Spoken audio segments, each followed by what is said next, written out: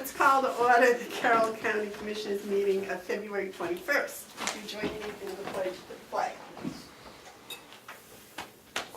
I pledge allegiance to the flag of the United States of America and to the republic for which it stands, one nation, under God, indivisible, with liberty and justice for all.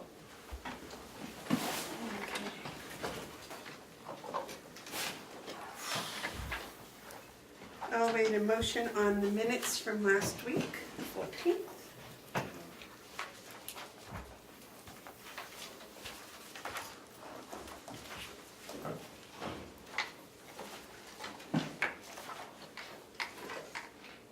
Do I have a motion on the minutes? Why don't one of you make it, because I want to comment on it. Second it, I'll second it. I'll move. I'll second it for discussion. All right, discussion? Yeah. Cheryl, when you showed me the draft or sent it to us, I suggested, and maybe the other two disagree, but I thought that when we put the job description in for the administrative assistant, that we should break down the $360. It was 60, 60, and 60, and then. Right, I can do that. I can add that. I just can't put it in the motion because that wasn't what the motion was. Where is it, David? Page 2, third paragraph. It just says salary of $360. I just think it's a good idea to break it down. Yeah. I don't know whether you, when you made the motion, Mark, whether you did or not, but you certainly can put it in the minutes. We did talk about it. The minutes are to reflect what we did. And I think in this instance, because there seems to be some confusion from some delegation members about how we arrived to that, I think it would be advantageous to put a footnote after so voted. It should be noted that the $360 is based on Made up this way. $60 a month for the first 3 months and $60 a quarter for the last 3 quarters. Yeah. I'd make that as an amendment to the motion. I'll As a second corrective. it. All those in favor of the amendment, say aye. Aye. No, it's a motion to The rest of approval it's is fine. approved as amended. Okay, all those in favor of the minutes, yes, sir. Well, go ahead, 'cause I was just gonna ask a question afterwards. Approved as amended, say aye. Aye. So do we put, after so voted, footnote, or just put note, the 360 is arrived at, blah, blah, blah, blah? What I would suggest that we should do is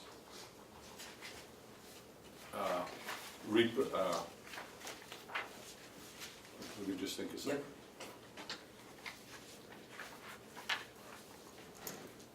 Put the words "note for clarification" in these minutes, don't put the corrections in the next, but put the corrections on this and say "note for clarification," and then write it out.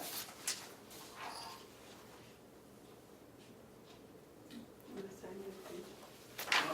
minute. Is he putting that in? I don't know. I was gonna wait and let you put it I think you should reprint them for next week. So you're gonna hold off on voting them? No, we should vote them. We already voted. We did vote, but Yeah, what, yeah. in. As amended. what you should do is bring us the corrected Okay. ones for next week.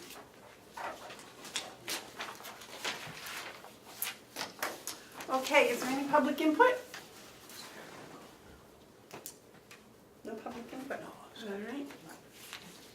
First thing, order of business is the Roxy severance contract. So last week you all decided to look over for the week, have some questions, and we can give Roxy a call to answer some of the questions that anyone had. So how do you have the phone number? That is the number in yellow. I have no questions.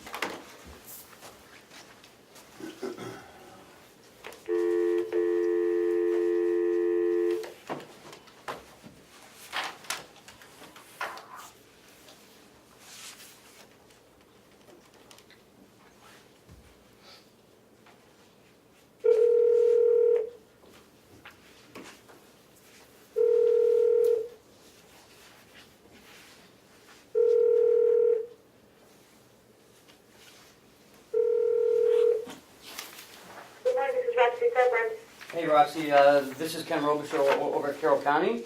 Hi, how are you? Good, thanks. I've been on speakerphone with the board, as we talked about last week. Yes. So you're on speakerphone, and the board is ready. Okay, how can I help? Good morning, Roxy. Good Morning, How Roxy. are you all? Fine, thank you, how are you? Good. What a beautiful day, huh? 50 degrees in Whitefield already. Wow. Enjoy it while it lasts. Yeah, that's right.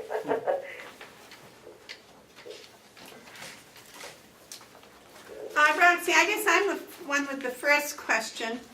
I'm concerned about your initial feasibility study for a cost-effective phase that will tell us whether or not this is going to be a financially sensible enterprise. I'm not trying to understand your question. Well, I guess I want more clarification as to how you're going to go about doing that.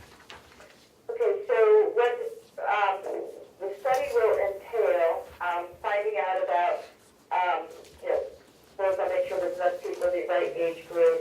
I'll make sure there's people with, will understand what people's incomes are. And we will understand, let me just open up that section from that looking.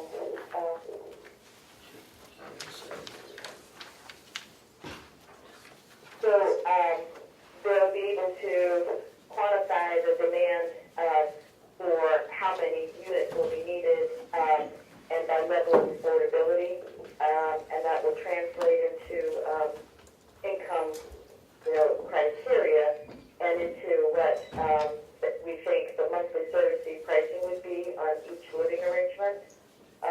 Isn't that already We on? want to do assisted living, but it's just good to know if memory care certainly was needed. You might want that information as well. You can do with it what you want, but while they're collecting it, might as well be thorough in their collection of it. And so, I don't know if that answers your questions, but it will get us to the point, it will not be, a financial pro forma, but it will give us an idea on whether or not what could be built and what the area could afford as far as the monthly fee. But don't we already know the number of units for affordability? Isn't that a standard number? I don't think so. I mean, I think that you may have some good guesses, and I think Howie might have some good guesses based on what he might know and hear, or what other people may know and hear. But until you actually have gone out and looked at the entire area, the entire county, you really don't know. It's managing a lot of different databases that we have access to. That you don't necessarily, a lot of what, when the Warrens first started their project,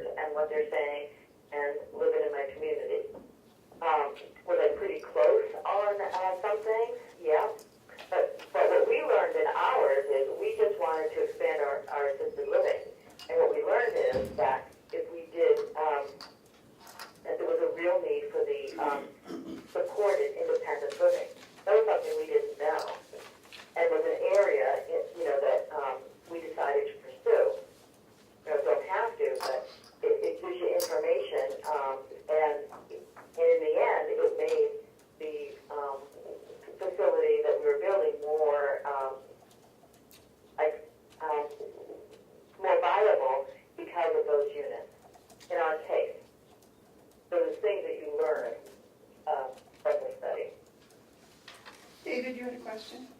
Yeah, this is Dave Babson, Roxy. One of my questions is, on the first page of your letter, you say, this study will conduct a quick reaction survey of existing senior housing communities in the defined primary market area. What is a quick reaction survey versus a real study? So a quick reaction, they're going to make a few phone calls to different healthcare settings, assisted living, nursing homes, and they're going to talk to the people who answer the phone and ask them a few questions. If you go to the phase 2 of the study, they will actually come to Carroll County and they will go door to door, because people don't always tell you the truth of the phone. So you call up and you say, hey, I'm looking for a place for my mother-in-law to live. Do you have any openings? And they would say, yeah, we have one bed left, right? So it creates urgency so that someone says, all right, I better, check this out right away. But sometimes when you go there, you find that they really have a lot of empty beds. One of the things we found out was at the Morrison one is that River Glen House in Littleton said they were full, right? So that would say, oh, there's a lot of demand. Well, when they actually went to River Glen as a secret shopper, they found out that they had 10 empty beds, and so that's the difference. And so, next question. If I read this properly, for $10,000, you're basically going to ask or help get us 2 grants, and if we don't get them, what happens? Okay, I'm not sure, I'm not sure I understand what you're saying, but all right. Would you ask that one more time? Our commitment is $10,000. Correct. From what I can see, you'll be processing an application for a NCIC business grant and the charitable trust grant. Mm-hmm. We pay you $10,000. What happens if we don't get them? Well, I would say that you don't go to the next step. So the $10,000 is doing the study and then also getting money from NCIC and the charitable foundation. So that would be around $13,000. That would get you to phase 2. If you don't get them, then I guess you would do phase 2 or have to figure out another way to fund phase 2. But phase 2 is actually the feasibility study, isn't it? No, there's a feasibility study. There will be a phase 1 feasibility study included in the $10,000. But that's the quick reaction survey, right? Well, it's more than that. I mean, it includes the demographics and the income qualifications, the bed occupancy and what price range. It's going to analyze the demand for the project by each living arrangement. And the level of affordability, which I think is really important because the county, from my understanding, wants to make sure that it's an affordable community. It's not market rate. And that is a piece of the study that you need to know first. I mean, we can go with the phase 1 and phase 2, but for $10,000, I can only do the phase 1 and the 2 grants.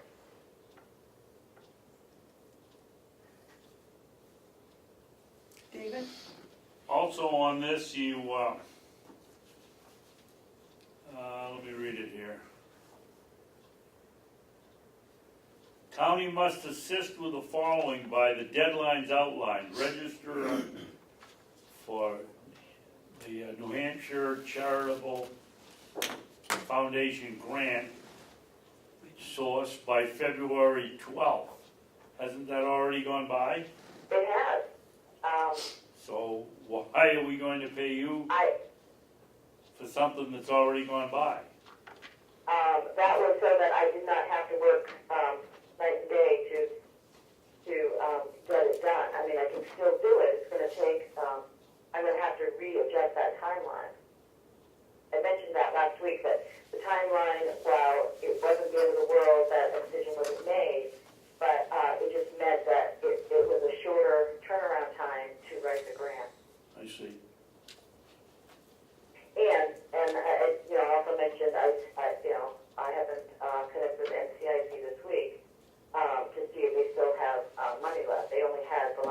months ago, about $10,000. Yeah, which they wrote the project, so they, if another application has come in, they have to honor applications in order that they come in. But, definitely the timeline would have to be redone. Thank you. I have a question for Howie. Howie, there is no money coming in from any other sources besides the county to start this, is that correct? None that I'm aware of.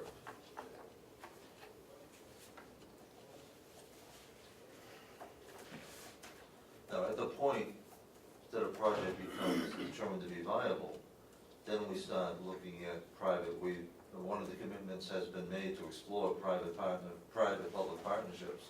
And at that point, if we have viability, then we go to the private sector to see if there are any collaborations that we could do.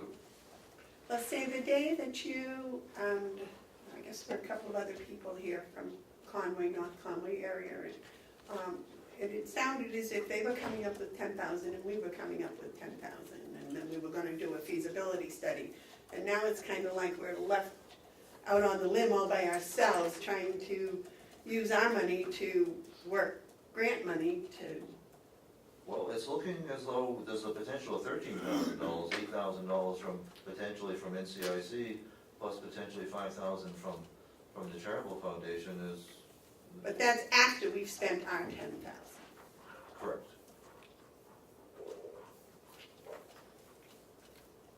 Are there any more questions for Roxy? Yes, David? Roxy, I thought one of the ways that grant writers got paid was for a percentage of what the grant is. You don't operate that way? I do not, and most grant writers do not operate that way.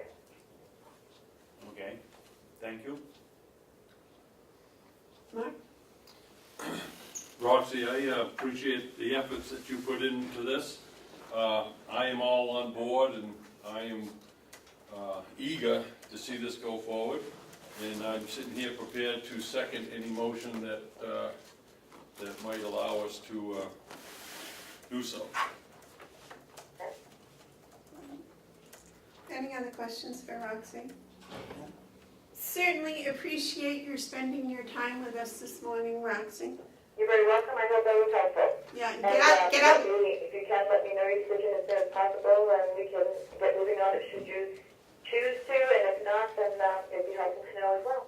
All right, get out and enjoy this beautiful day. I will. Take care. Thank you. Bye-bye. Bye.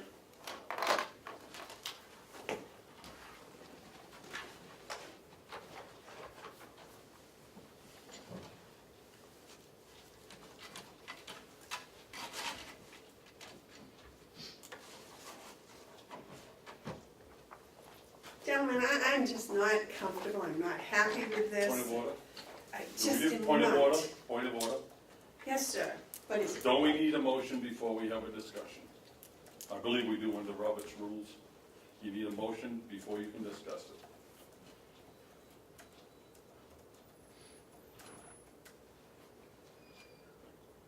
it. I believe there was a motion made last week. Is that correct, Cheryl? And we tabled it? I don't remember that we did. No, you just made a motion to make this a special order of business at next week's meeting. Then I apologize, I thought. Do we have a motion? I'll make a motion that we don't go forward on this, and I hope someone will second it for discussion. I'll second it for discussion. Yes, please. I'm concerned that we're paying this consultant $10,000 with no guarantee that we're going to get anything out of it. I was hoping she'd say, well, let me consider a percentage of what we get, so if we get something, she gets paid, and if we don't get anything, she doesn't get paid. I'm really uncomfortable with this. I was not impressed with the presentation last week. It looks to me like we're going out for feasibility study, and then we're gonna do a big feasibility study if we get to phase 2. And that wasn't my understanding. My understanding, we put up $10,000, somebody up in North Conway was gonna put up another 10, and we'd have a feasibility study.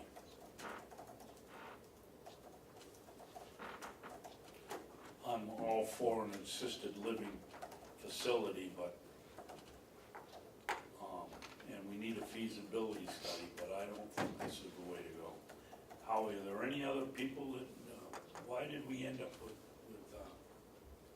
We looked at 3 or 4, and she by far is the least expensive. The preliminary feasibility study is to determine whether or not, we think there's a need. There's clearly, anecdotally, people saying there is a need.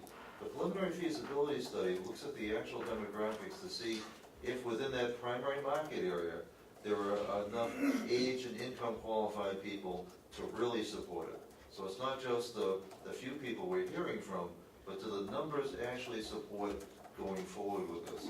And that's the critical first step. Now, second to that is getting extra money, which is a bonus.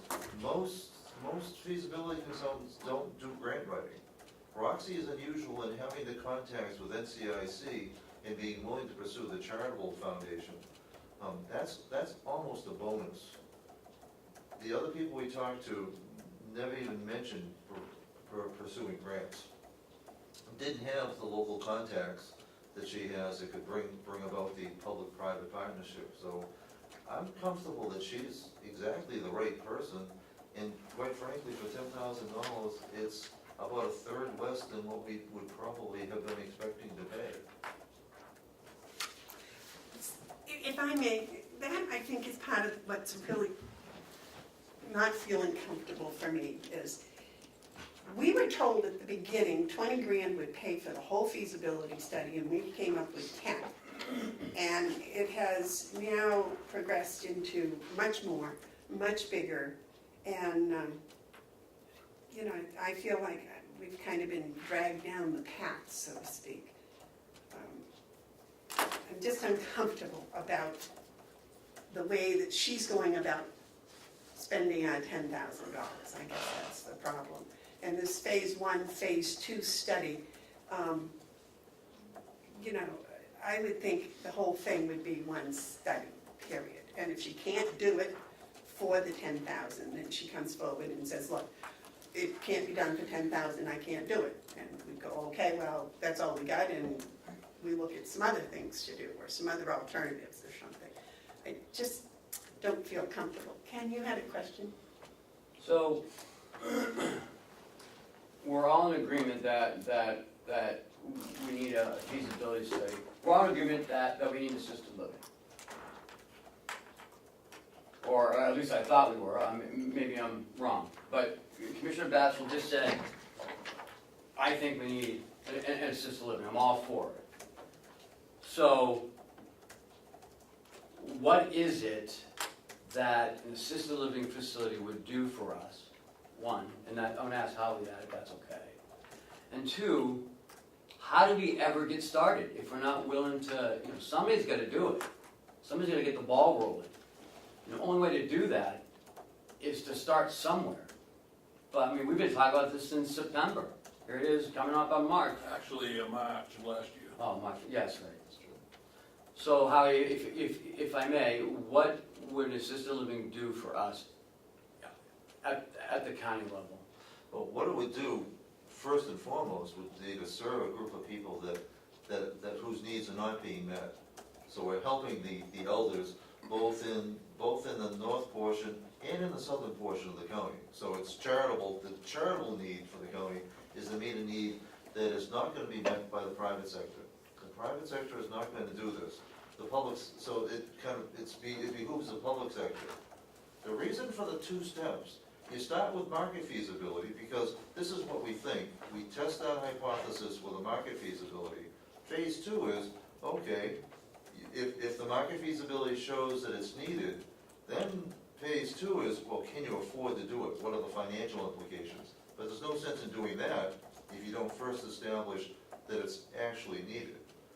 I believe that it can actually work out financially to the advantage of the county. A modest expansion to the existing Mountain View, a freestanding facility elsewhere can actually be run at a modest positive margin that can actually benefit the county. That needs to be tested, but there's the potential of that, and I think a realistic one. I've actually separate, prior to coming here, looked at doing exactly that in Conway, and I know for sure that it's viable adding on to Mountain View. To me, that's all the sunk costs are already there.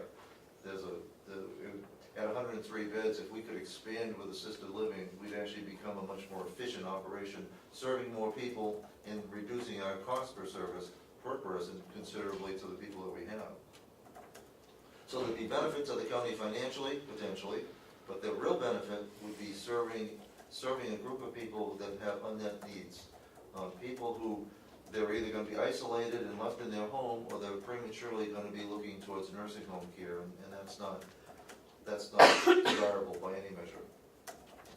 One of the things you sold me on to begin with was the fact that it wasn't all going to be down here in southern Carroll County, that there was going to be a northern piece to this. And somehow that seems to be getting lost. I think that's the heart of it. I think the Mount Washington Valley is very underserved. In fact, the total number of assisted living beds that are up there, I think, are 8, and that's part of Mineral Spring. I mean, there's a tremendous, it needs to be tested with the market feasibility, but I think the Mount Washington Valley is tremendously underserved. And the hospital isn't going to be leaping in to do it. They're under their own pressures. There's nobody else that can step in. The Visiting Nurse Association up there is wonderful, but there's only so much they can do. In fact, if we had to choose priority, if we had to do it in phases, my gut reaction is that we should start with the Mount Washington Valley.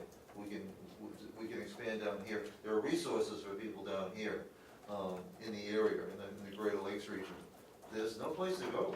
There's no place to go if you're in the Mount Washington Valley. You're not, apart from Maine, the closest resources are actually over the state line. But there's no New Hampshire resources short of looking towards Littleton. Would be the next closest option, or Whitefield.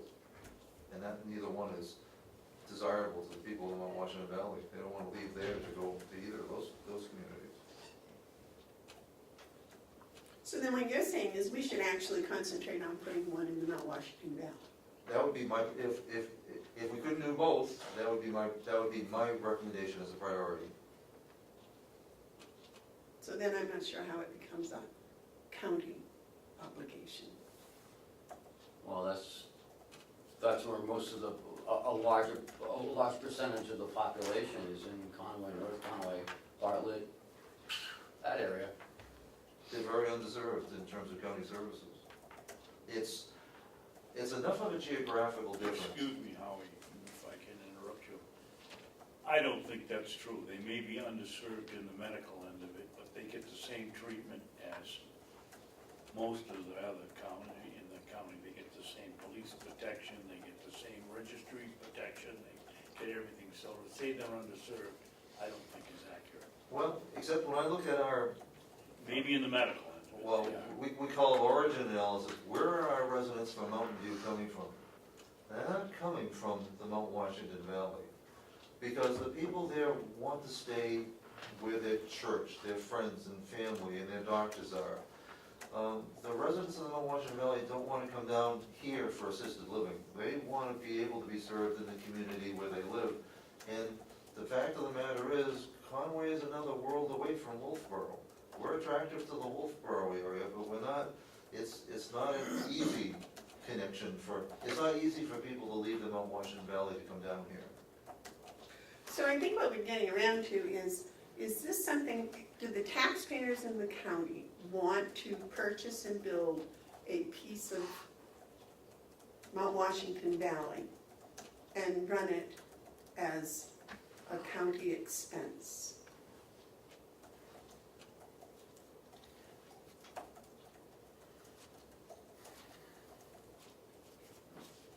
Yes, sir. hope you, and I know you will, afford me a little bit of latitude in my comments, and it's a single train of thought, so I appreciate it if I'm not interrupted. But I have a lot to say on this issue. Both of you have said that you're not comfortable with the vote, and I have enough respect for what we do that is a clear indicator of how you should vote. No one should vote for something they're not comfortable in voting for. However, your argumentation, I think, in itself is the relief of your discomfort. And that's getting back to really what is it that we're talking about. We're talking about a situation that's coming our way that we can either address it now, or we can let future officials deal with it later. Commissioner Babson spoke of a guarantee. There is no guarantee in this that we could get to phase 2. This is the first step. I would call it a step of faith, if you will. But one guarantee that we do have is that in the next 18 years, which is not a long time, there will be a 129% increase in the elder population in Carroll County. 129%. That's more than double the amount of elders in the county. Now that's going to bring all kinds of different situations that we in towns and in schools will have to address. But nonetheless, that is what's coming our way. Currently, we have in our county a portion of the county, the northern portion of the county, that is underserved when it comes to nursing home care and elder care. You can see that by the population of Mountain View. And yet, the taxes in support of Mountain View, certainly countywide. So there is that question of what does the northern part of the county get from that portion of our budget. I'm not talking about the sheriff, I'm not talking about probate, I'm talking about elder care. So we have a situation where we know that in that part of the county, there's some dire situations. Memorial is just a shadow of what it was as a hospital a year ago even. If you ever had the opportunity to go there lately, you will see that it's really quite different than what it used to be, and not necessarily for the better. The Merriman House, I believe, is shutting down. There's people within the hospital who are quite concerned about how that's going to affect current elders that are up there. Visiting nurses, they're running every which way but loose to try to keep up with the workload that they have. I can say this from experience because my mother and my father are both elders in their 90s, living alone. Their assisted living is their family as well. And it's a good thing when you have family that you can have assisted living. But a lot of people don't have family. With our attentives to my father's needs, we rely on visiting nurses. And so you get to know people, and as you talk with them and listen to them, you find out how desperately busy they are and how desperately that service is needed. And I just want to thank all of them, all these nurses who and professionals who are out there taking care of our elders, the first responders, the ambulances, the people that have to go quickly. But we're sitting here in Ossipee, we seem to be more concerned about things that will play out. Where's the money going to come from? Well, the money has to start from us, unless we don't want to do it. And that could very well be the possibility with county government. It just may be too much for us to consider because it's a little bit outside of what we've done in the past. But it's a changing world, and we have to either adapt or just sit back and watch what happens. So I think it's unfortunate if there's some way that we can't keep this alive. The motion in front of us is to reject RS Consultants' proposal. Now that procedurally is tied to a vote that we took to encumber the funds from 2017 for this purpose. So this purpose goes away. I would say that probably the unencumbered funds have gone away too, and that means we have to rely on the delegation to approve the 20,000 that we have, 10,000 that we have in the 2018 budget. So this vote, with this vote, and I can count, I learned how to count in two a long time ago.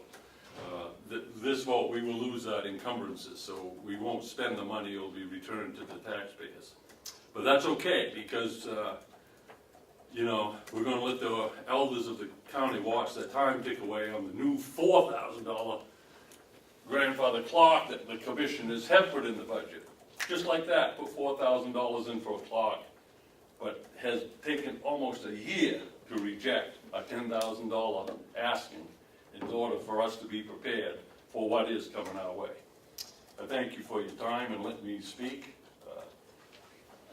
I think it's an unfortunate end to a very important task. David? I'm not the parliamentarian that my associate is, but I disagree with him entirely. My motion was to reject the RS consulting contract, which doesn't, we didn't encumber the money for RS consulting. We encumbered the money for a feasibility study. Look at the motion, look at it closer. So I don't think that we're signing a death warrant here. I'm just, as we've learned more and more in the last few weeks about the situation and how about their way they go about a feasibility study, I'm just not comfortable with it. I'm trying, I know we need it. I think that the proper thing to do, if I had one single vote, it would be to put a facility in North Conway, or in the Mount Washington Valley, and one down here. Maybe not as big as it would be if we had one. But it's this contract that I'm concerned with, not funding it. Move the question.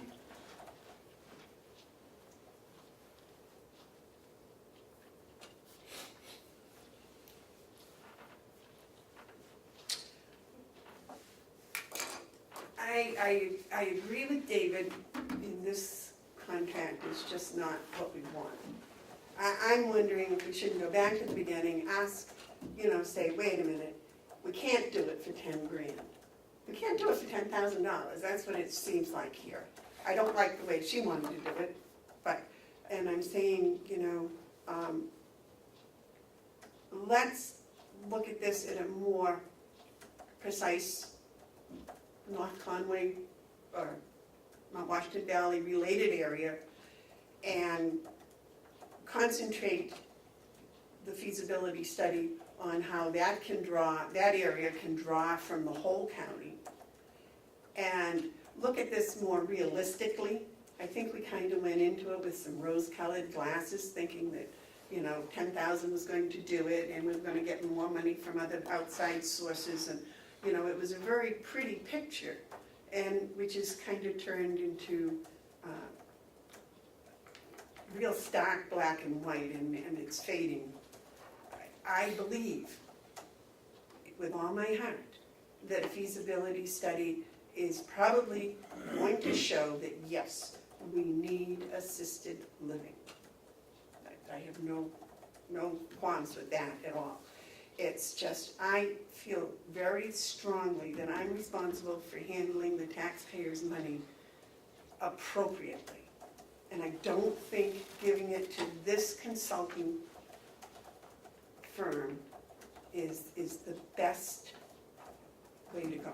I'm not really 100% sure what is the best, but just all my gut instincts tell me this isn't the best. So I'll leave it to the parliamentarians to decide if that means we lose our encumbered money or not, but I'm just not in favor of it. So, you asked to move the question, is that all right? You second that? I'll second it. Okay. Cheryl, would you read the motion back, please? Commissioner Babson motion not to go forward with the RS Consulting proposal for feasibility study. Second. seconded by Commissioner Bevard. All those in favor say aye. Aye. Aye. Those opposed? No, I'm gonna go with aye. I'm voting not to accept it. I'm not going to leave you guys hanging on it. You know what I feel. I don't get the sense that you've abandoned the cause. I think we talked about it. I'm not going to be out there by leave you guys out there. I think we lost an opportunity, but I support it because we all have to be comfortable. And if we don't have two that are comfortable, then we don't have three that are comfortable. So I'm not comfortable. So I'll vote yes on the motion. Okay.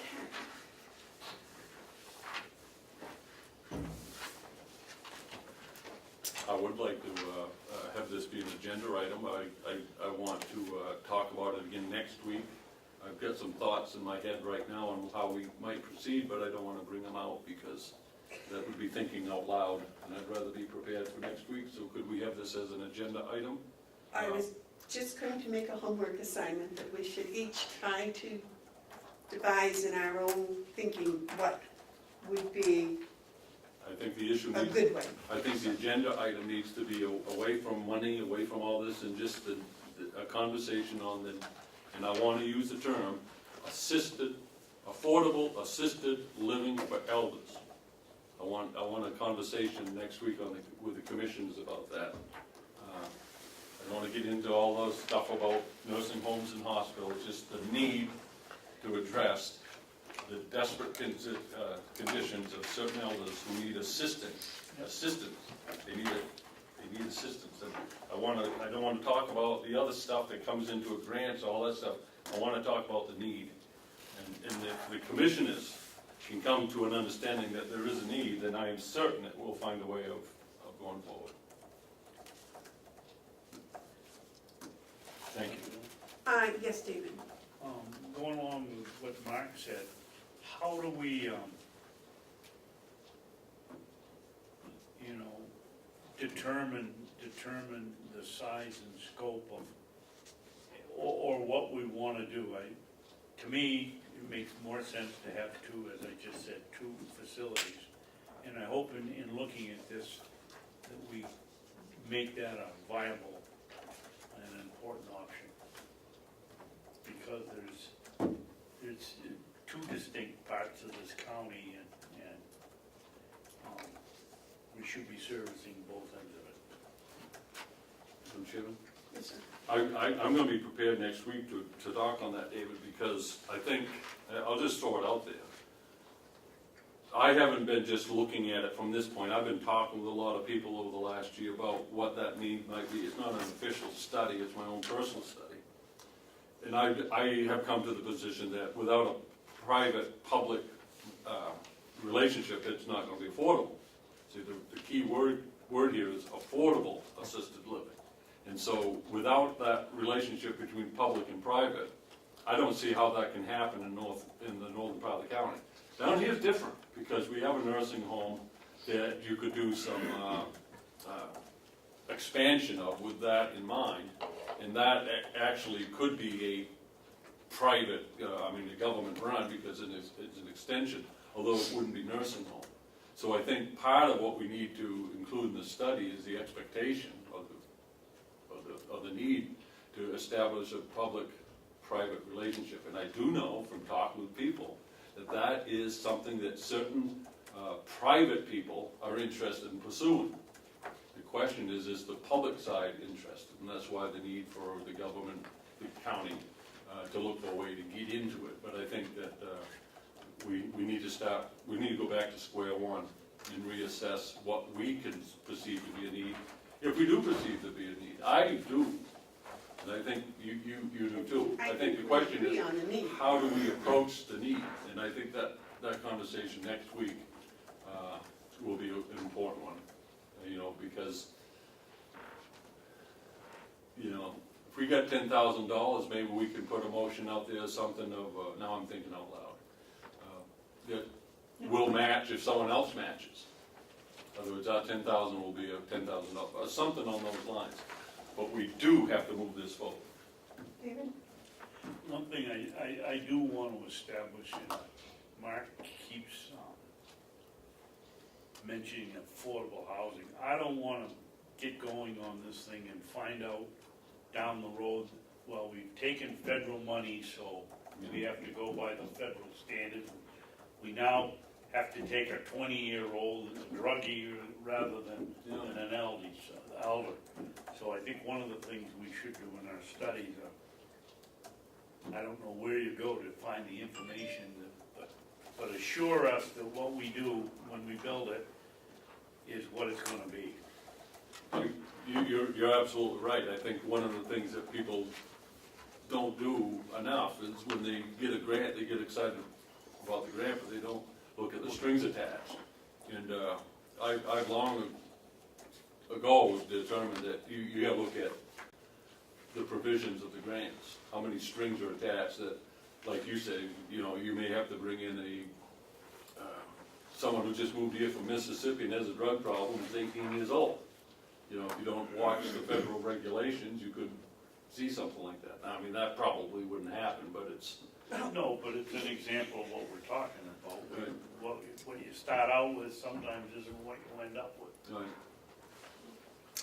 All right, well, we will spend a week researching and come back with lots of knowledge. The IT contract renewal, So Howie, how's everything going to nursing home, okay? It's actually going well. We're getting ready for our subcommittee meeting on Friday. I do have an update on the sick time part of the, if that's something that's the appropriate timing for that you talked about. We have a major problem with unscheduled absences, and I'm not looking for a decision at this meeting, but as a way of bringing you up to date, I believe there's not going to be a single solution, but there's going to be multiple solutions and a bunch of different little steps. Part of our problem is of our own making, and that is because the county provides our staff, and nicely so, with 12 sick days. Well, guess what happens when you give people 12 sick days? They use 12 sick days. Now, you all, as am I, are of an age where you probably looked at sick time as something that you banked and kept as almost a short-term disability. That made sense, makes sense. That isn't how a 20-year-old looks at available sick time. They have problems, family issues, number of different things where they're using it. It creates a major problem for us in terms of when we have to replace our essential staff, we're replacing them with people that are working overtime, with incentive, and in some cases agency. It's a very expensive proposition, and it's also very disruptive to both staff morale and to potentially the quality of care. What I'm suggesting to you here is that rather than reward, incentivize unscheduled absences, we incentivize attendance. And to do so in a way that is budget neutral, because I don't think we're in a position of adding extra dollars to the solution. A way of doing that is, if somebody doesn't have an unscheduled absence in a month, we've already budgeted for essentially budgeted for their sick time. Let's say they're a 40-hour person. They go a calendar month without taking sick time. We give them the 8 hours. We don't give them the time. We give them the 8 hours. Same cost, actually reduced cost, because if we replace them, it could be a time and a half. So you mean essentially, we pay them the money for we the pay them 8 the money. hours? We give them essentially a bonus. We pay them for not working. We pay them for not working, but we were going to pay them for not being there and have to replace them. And replace, yes, and that replacement's very expensive. Expensive and disruptive. So it's not a solution, and it would be, and I would consider it to be an option. We are going to have some staff that would rather bank that system because they might have that operation, they might have that accident, they might break something and be out. But the truth is, for our younger staff, I think they would rather have the money. So this isn't going to solve our problem, but it's a step in a positive direction. And I've also included in there even provision for incentivizing even more. If somebody goes 3 months without missing a day, that in addition to essentially the days that we're buying back, the truth is, and I've explained it in the memo, We actually, the collective bargaining agreement, the union contract provides for us to buy back sick time that isn't used after 35 days are accumulated anyways. What I'm really suggesting, instead of waiting till 35 days worth, we wait till 1 month's worth. Someone goes 3 months, we actually give them an extra 8 hours. Because it's that valuable to us to have higher attendance. But we're gonna get more of whatever we incentivize. If we incentivize absence, as we presently do, as our policy does, we don't encourage it, but our policy effectively makes that attractive, we'll get more of that. It's not bad people, it's not evil people, we got a great staff, a dedicated staff, but of a generation that looks at benefits differently than perhaps those of us who are older look at benefits. Howie, this is wonderful, but would you please give this to us a couple of days before the Well, meeting, so we have This is time not, to this is not for look at action it? today. We This still is- have to talk, we still have to talk to the union about this, we still have a long way to go. I just wanted to get your thoughts on where you wanted to go. Well, if I haven't had time to Oh, digest it, oh, no I act- there's don't no have action any needed. thoughts at the There's no moment. action needed today. This is just the start, the conversation. Mhm. We're not on any kind of time frame. But if it doesn't enjoy support at the commissioner level, it doesn't make sense to take to the union or the staff or anybody else at this point. Yes, sir. I like your line of thinking, I'm not sure that I'm buying in, because I have to get my head around the idea of paying people for not working. You know, and this does that to a degree. So it's innovative, it certainly identifies a real problem. So it's not a solution to a problem that doesn't exist, it's a problem that does exist. And I thank you for it. I'm gonna have to give it a lot of thought, because, like I said, I have a hard time paying people for not working. 2 days' notice, you'd have had a lot more I comments, just I'm have sure. So we're paying them for not working. Yeah, if they don't take a sick day, we're gonna give them the pay 8 hours. We're gonna buy back one of their sick days. Yeah, okay. Now, We have to buy it back anyway. Now, the implication here is, let's say, if we buy back that sick day, well, then they don't have as many sick days, then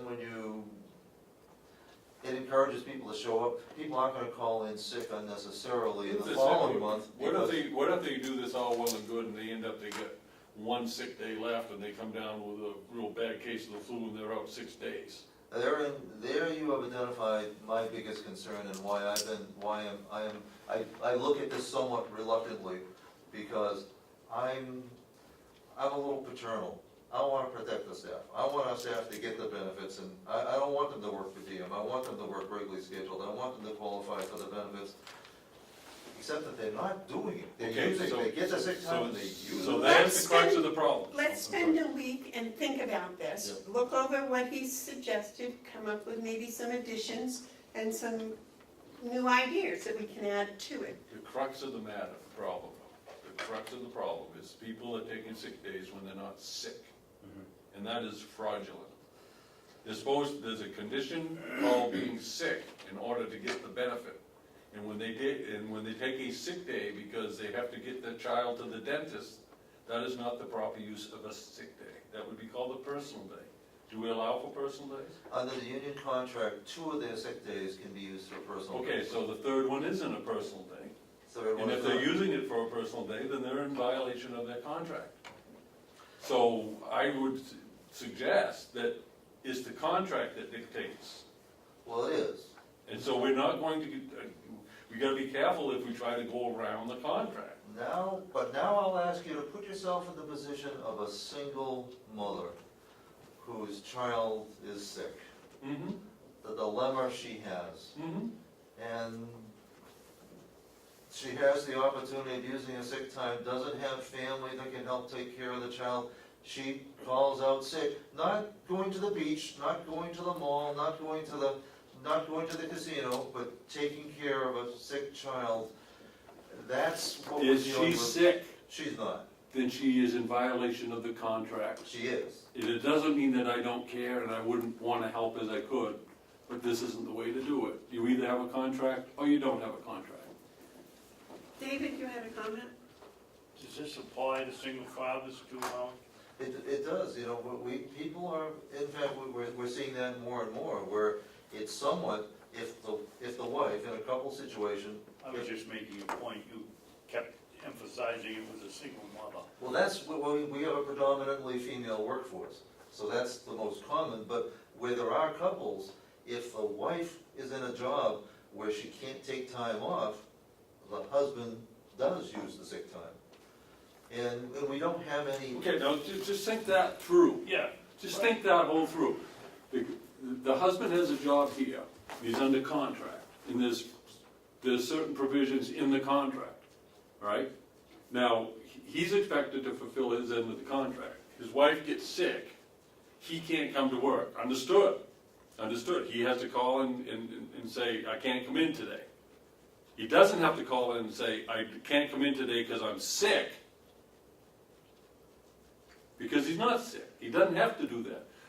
What this is suggesting is that it's okay for him to use a sick day for something other than him being sick. And that's not the solution. That's not the way to solve this problem. It's to disregard the contract. Rewrite the contract that allows for those type of scenarios if it's something that the union wants. But, you know, we can paint all kinds of woebegone scenarios and try to rectify it, but we're guided by law and contract. And there's no provision that says if your wife's sick that you get to take a sick day. And of course, it's complicated by the fact that we can't actually check or confirm the presence or absence of illness.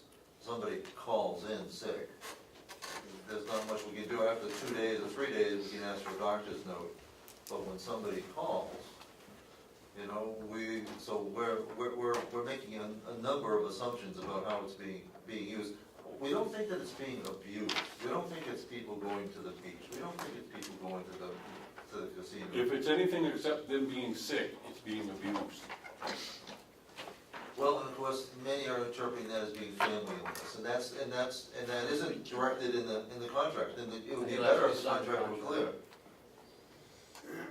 You gotta guide.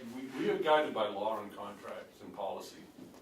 You know. Yeah, and You know, if it isn't in there, they can't take a sick day if they're not sick. And that's why, you know, I wanted to sit down with the union and like talk about this before we even. Well, we tried in our last time when we were looking for a contract. We weren't able to get it all, so we're not proposing a 3-year contract because we have work to be done, and that's where this should be taking place. To come in and change a policy that's contrary to the contract is not what we should be doing. It really isn't. Well, What this points to is a need to probably open the contract, see what they think about it. Well, all this is trying to do is to incentivize attendance. It's not changing the reasons for absence. It's to give people more of a reason to come because they'll benefit financially than to take that time off. We're paying them not to break the contract. We're giving them an incentive not to break what they agreed not to break. I'm not going to do that. Well, we can discuss all this next week after we've had a chance to study what he's proposed, etc. Okay? Anything else you want first, Howie? Nope, that's How all are I you have. doing with the pharmaceutical contracts? They've gone out to bid, and I believe the return date is either March 15th or 17th. I've been speaking with the different pharmacies that have called looking for information, so there's definitely interest among a number of different parties, you know, with it. So, expecting that we'll get a good return. Excellent. David? Howie, how is the point-click? Well, on the one hand, it's good, on the other hand, it's very intimidating and daunting. Well, okay, let's start with it's very good. It's very good in terms of, as the staff work with it, they see the tremendous potential that it's going to provide. So they're more than satisfied that the right decision was made, that it's the right program, but we call it the migration of the data from NTT to PCC is turning out to be problematic, and we're looking for different ways, both working with John from Cybertron, but also seeing if we need to adjust that contract to save money on the one hand, to maybe even hire a third party for the same dollars to help us with the import of the data. I thought that was part of the point click clear.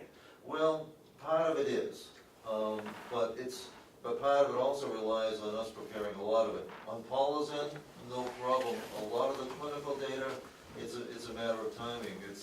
It can be done by us working with them very slowly, but we're working with them that we might be able to modify their contract to provide some help, and also working with John, because a lot of it depends on how we actually, they will manage all the data we get to them. The practical part is getting it to them.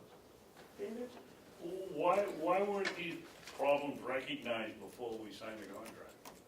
We thought they were. In fact, and in the contract, we thought we had it. I think John thought that the transmission of data was going to be more straightforward than it was going to be. You know, it's not just a matter of moving a file, it's moving a file in a proper format that it can be recognized. So I think there are, I think there are different expectations there. But it's still going well. This is a major change that doesn't happen, which going well shouldn't be confused with going easily.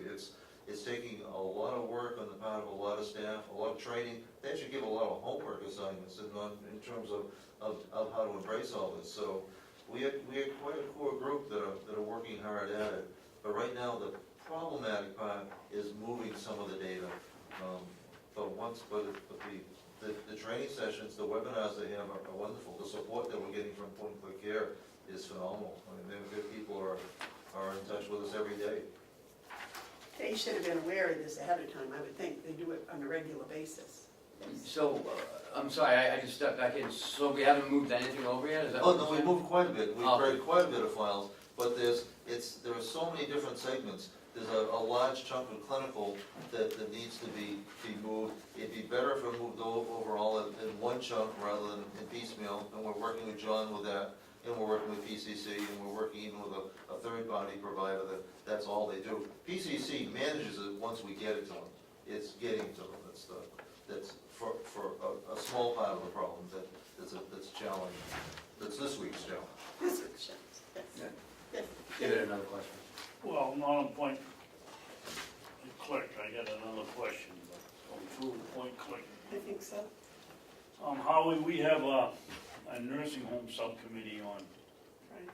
on Friday. Correct. Who is gonna present your budget? I was planning on it, along with Paul at my side, of course. Well, I hope you're gonna do it as the administrator, I hope you have a grasp on it so that you can I'm planning on it. explain it to them. Because I think that it's important that the publics have confidence in the administration around there. No, definitely. And Paula does a great job, but you're the boss. I'm looking for Paula for the technical support. She's the gal with all the details, but in terms of the program, the process, what's going on, especially with the changes in source of revenue. I've already prepared the metrics with the skill, the admissions, the comparisons to previous years, so that people get a sense of the context. And get a greater sense of how we're doing relative to the rest of the world, including the county systems as well. Well, I'll be watching your presentation of the budget. You're welcome to attend, of course. I'm gonna be there. Okay. With bells on. Anything else? for That's now? all I have for you. Well, thank you so much for coming and spending your time here. Damon, are you yawning or are you asking? No, I was just gonna ask if you guys might be inclined to just talk about 29.8B. Not right now, thank you very No, much. I can't stay for a long time, but, That's sad. I don't know. Madam Chairman, Yes, sir. if Damon has to leave, this is an important issue, maybe we should be taking it up. I didn't see it on the agenda today. Madam Chairman, I make a motion that we move off the agenda to discuss the impact of RSA 29:8, small b, at this time. That- Does that involve me at all? No. No. In that case, I will take my leave. Thank you, Howie. John, All that's those in yours. favor of discussing RSA 29.8B, please say aye. Aye. Those opposed, no. I can't hear you. All right, Damon, you got your wish. Thank you. Oh, with the vote? Go ahead, gentlemen, discuss. Okay, so, thank you, Madam Chairman, I appreciate this opportunity to talk about something that could very well be equated to being a government shutdown of Carroll County if the delegation doesn't take action. I hate to use that word, but it's a pretty well-described word of this new law that was passed in 2017, took effect in August, and we're just now, and actually we're probably a little late coming to grips with what this new provision allows for. So reading through it, and I've done it several times, I want to preface by saying I'm not an attorney, and we've asked for clarification, and as far as I know, we haven't got any except what we can devise our own. But my reading of 29.8 small b, is that the treasurer may incur 2018 debt if two conditions are met. The first one is the commissioners so order the debt. And two, that the delegation must approve the debt. To this date, in 2018, we have received no approval from the delegation or the convention under RSA 29.8. We have no approval for them to continue incurring debt from 2018. We do have incumbent payments that we can make, but as far as debt in this fiscal year, we do not have the delegation approval. Therefore, I do not know how we can continue to make payments to anyone until such time as the delegation meets. Now, I understand that they're going to meet in March, but they could meet in an emergency session in Concord. They're all down there, and grant this approval. It shouldn't take more than 5 minutes. But without it, then there's one of two things that can happen. One, the commissioners can break the law, which I'm not going to do. Or two, we just stop making payments of all sorts, and that would be devastating. That's all I got to say about it. David, you had something more to say? I concur 100%, I'm not gonna sign any more checks. Well, gentlemen, it says in here, may incur debt in the anticipation of the receipt of taxes for the financial year. That, I believe, is can. I believe what you're really talking, Can you say that one more time? it says, if you get rid of all the rest of it and No, outline yeah, it, it says the you county just said- treasurer may incur debt in anticipation of the receipt of taxes. That's not TANs, those are taxes we get in December. So No, that's this nothing to do says with TANs. anticipation Of taxes. of the receipt of taxes for the financial year. That would be the year 2018. So that would be TAN. We don't have TANs. I know we don't have TAN, that's why I'm saying this does not refer to the money we're spending today. This refers to they may incur the debt, which is the TAN. Yeah. Taxes, note in anticipation of taxes. The law you're really talking about is 2415, which says nobody shall pay or agree to pay or incur any liability for the payment of any sum for which the county convention has made no appropriation. There has been no appropriation made for the monies we're spending in January and February. And March. We're not there yet, but Well, we will be. we will be. So, I agree that we should get permission from the county delegation. Now, it's been said, we've always done it this way. Well, that's good. I'm glad to hear that. But right now, I think we should have permission or some continuation so that we can continue to spend money without appropriations. Didn't we propose a resolution in December or January? I did it, and Continue December 7th, resolution? I asked for that, and they said, we don't need it. It's all known that it's always been that way. Well, And so now you've asked for another continuation, right? you have, yeah. Okay. I wrote a letter. Okay, so I think we're on good solid ground, whether you want to interpret this 29AB, or if you want to go back to the 24-15, it's in appropriations. I think we need to have permission or some sort of a continuation from the delegation saying we can spend money without appropriations. I can't totally disagree with you, but I have to disagree on one thing on 29.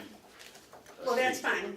And I just want to do it, because you seem to limit debt as being a TANS. Debt is anything that we owe. If we owe someone a paycheck, that's a debt, and that's why we write a check.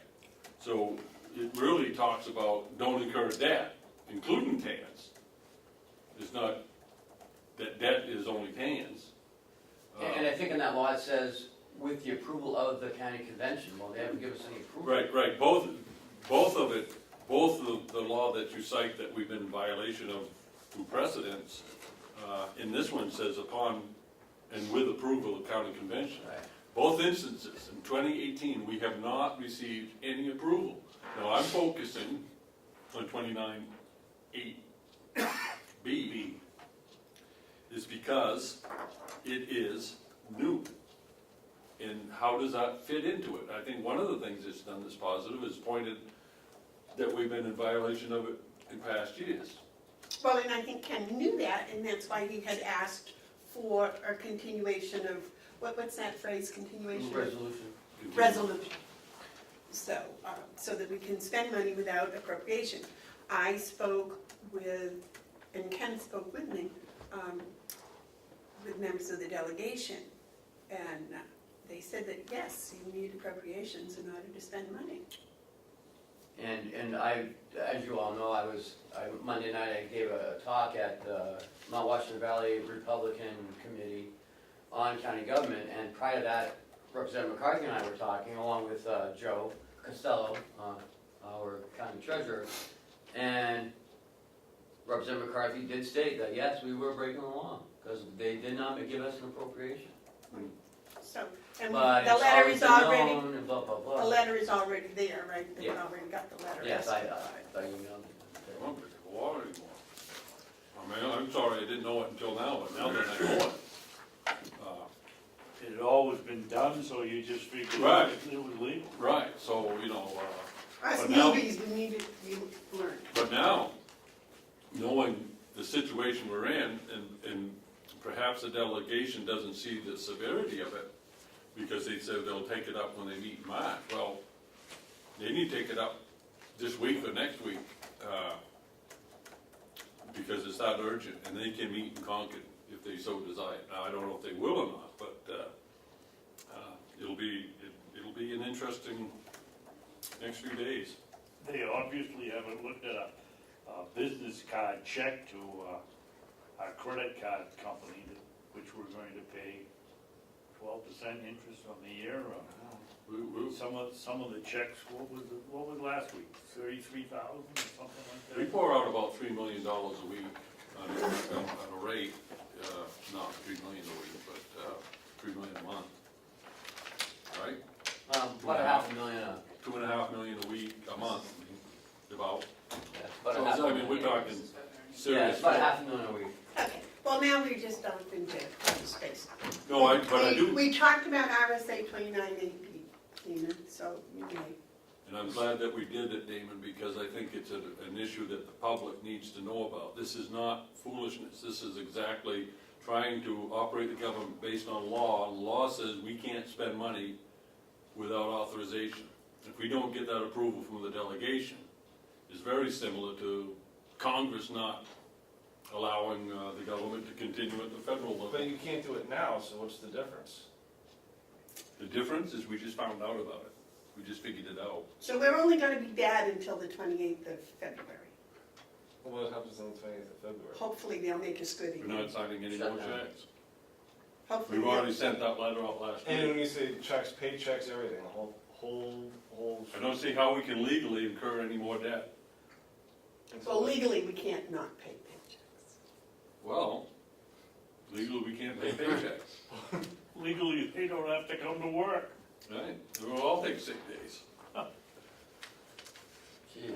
Yes, David? I just They think, need the delegation's attention and their help. It's in them, it's on them, it's their authority. They're the ones that appropriate money, they're the ones that authorize how much we can spend. Right now, they have, their authorization is zero. We haven't got any authority to spend any money. And I think they're the ones who wrote the law, too, I believe. Now, I will welcome anyone who can correct me on this. I'm just a plumber trying to figure out what that law says. You know, I'm not a lawyer. No. I just think it's important, Madam Chairman, that the taxpayer realize if we shut down, what this is gonna cost us in interest and penalties on these bills that haven't been paid. And we have The credit card one will be substantial. February 28th, we have days away. Yeah. 1 week, exactly. 1 week. I'm not signing in now that I know it's become public that we're breaking the law, I'm not doing it. I'm gonna stay with what we signed as a commission, that we're gonna give them until the 28th to meet, because Would you I can gentlemen like, explain myself up until March 1st. After that, I can't explain myself. would you gentlemen like me to go to Concord and ask them to have a delegation meeting and address this issue? I think Yeah, I gotta yeah. Well, post it. first of all, I they think gotta you post would- it. I think it would be great if you were to call the chairman and explain the situation to him, that we're sorry that we have to do it, but we're not gonna break the law. Well, if I have your permission, I will do that. In December, they didn't give you the they didn't give you the continuing resolution, they just said, nah, by consensus. You can go back and watch the tape, but it was towards the end of the meeting, I had asked for something to allow us to spend money because it hadn't been appropriated. And the response I got was, well, it's always been, it's a known fact, it's always been done. You may wanna give them a copy of the letter that we sent out, was it last week, week Yes. before? Last week. Was it last week? It's in the minutes, isn't it? Is Yeah, it, it's right in the minutes. the letter's in the minute? Yes. Yes. But that was, I believe, quoted the wrong law, but anyways, there is a law that says that we can't. Can you I think both laws are in. Can you email me the letter? Thank you. Hold on a second, I'll give it to you. It's in the minutes right here. Okay, thanks. All right, I got it. But the law that I believe is 2415. But that's not the letter. But That's what not it the was in law, letter. that's not what was quoted in the letter, but the law exceeding appropriations. What was that number, I would say again, 2415. 2415? I don't wanna read that. Thank you, And with your gentleman's approval, I'll contact please. Chairman McConkey and see if they can't get a meeting set up down there, and I'll go down and address them. Thank you. Why do you have to go down? They gotta post a meeting and, 2415. call them up and tell them to have a meeting. Why not? But I will address them at the meeting. Madam Chairman, where is this 24 something? It's in the RSA, it's But it 24. isn't in the 14. letters that I No. could see. That highlight right there. Oh, okay, but I thought you said it was in the letter. No, not what I What's said. in the letter is this, 2918. You're right. Oh, now we get that. Thank you for indulging me. No, thank you, Dean. That's a good, that needs to be explained. Well, I appreciate you. I think Representative McCarthy can probably give you any background you need on that. He's in Florida, he'll be back. Oh, that's right, yeah. Well, we'll see what happens. Thank you. Thank you. Now, gentlemen, may we go on with the agenda, please? The signature of the IT contract renewal, as approved last week. Yes, we approved it, didn't we? Yes. John signed it. So we don't need another vote? I just need you to tell me it's okay to sign it.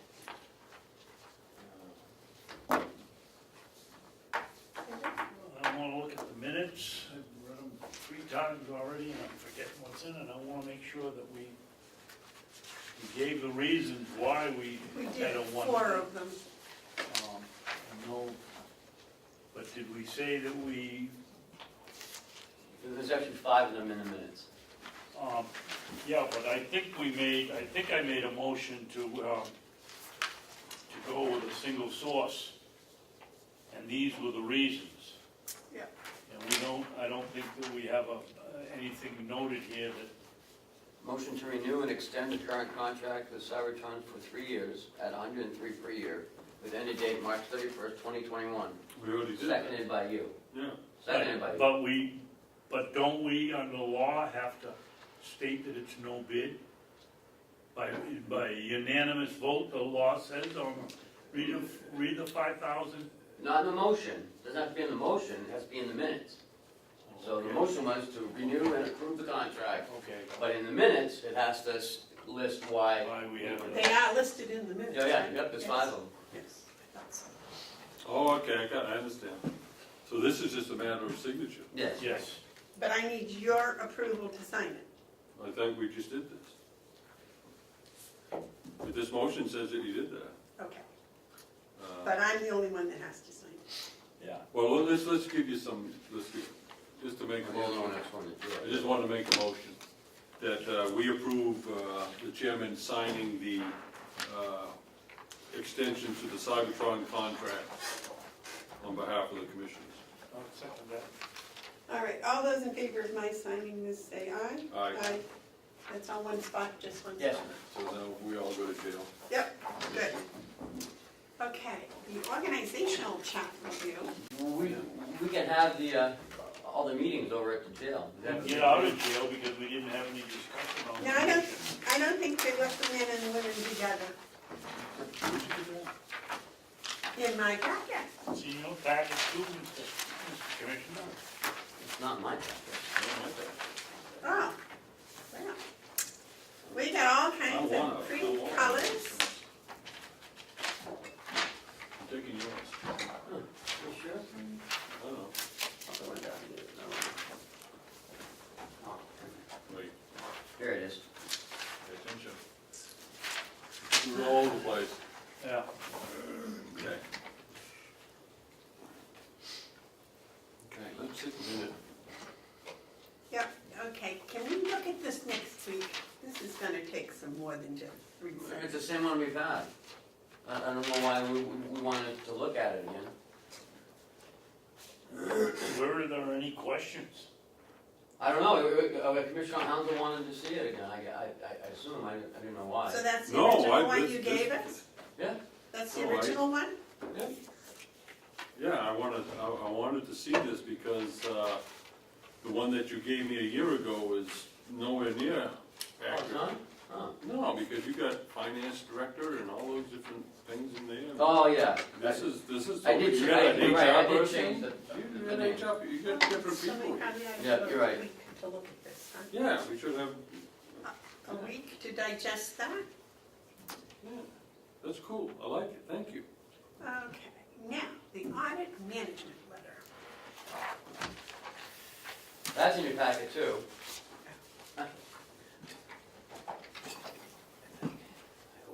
That needs to- Madam Chairman? Yes. Since we had so many questions about check writing from different members of the delegation, I think that we should give each chairman of the subcommittees one of these to have. Because It's they in- couldn't keep straight the chain on checkmate, they figured it punched in and that was the last nobody checked it, and if they had this and looked at it, they'd see that there was quite a, Well, let's spend the week looking at it, making sure it's exactly the way we think it should be, and then we can do that next week. the only suggestion I would make, since we are in the computer age and it's easy to change things, is where for instance, the sheriff's gonna be around for another, why not put Sheriff Donald Riccardi, County Attorney McKeelow? Well, you don't usually put names on an organizational chart. Well, when we switch them in the next election, just switch them out, so that But- if somebody gets their hand on this, they know who they're talking to, who to go to talk to, But it's the position, not the individual. okay? Good answer. Now, on an organizational chart, I agree, it's the position, but I think for the sake of the public, they wanna know, the next question, well, who is the sheriff? So there could be a different, another document, not to change this one, another document. Oh, instead, yeah, I don't mind doing that, it's not organizational chart. More of an information. But I know the chairman wants to talk about this next week, but it's showing what I thought was a hiccup in the organizational chart, and I'll talk about it next week. Okay. But I can see it, and I want to address it. It's gonna take some thinking, it's gonna Yeah. take some studying. Yeah. Okay. One more of those things we should get 2 days notice. Okay, now this letter, we did get 2 days early. This is the letter from Lansing and Heath. Ken, you want to make a comment? Sure. So last week, the treasurer, myself, and the controller had a great conversation with our auditors. I provided them some answers because we had a draft letter 2 weeks ago. So I sent in my responses to their management letter, and the responses are have been put into the management letter, and the corrections have been noted. Number one, the county implemented a fund balance in 2016. This recommendation has been resolved, so that one's completed, we're done, and we move on. To number two, improve the treasury function. And what was discussed was that at the nursing home, we have 2 people who oversee those 2 accounts. And what we want to do is have the nursing home administrator sign off on all of them. That they said that would make them feel a lot better. So in my responses, I put the nursing home administrator will now review and sign off on the transactions, and the county has closed out the petty cash, the Citizens Bank, and the employee fund accounts, and they actually noted that as well. So for next year, they will review on how we handle those two check registers over there for the petty cash and the gift card. The petty cash Citizens Bank is no longer valid, and the employee benefit fund is no longer over there. 3, they were okay with the treasurer looking at the registry of deeds daily cash outs over there. And the deputy treasurer is now a second signatory on that account, and they feel comfortable with that.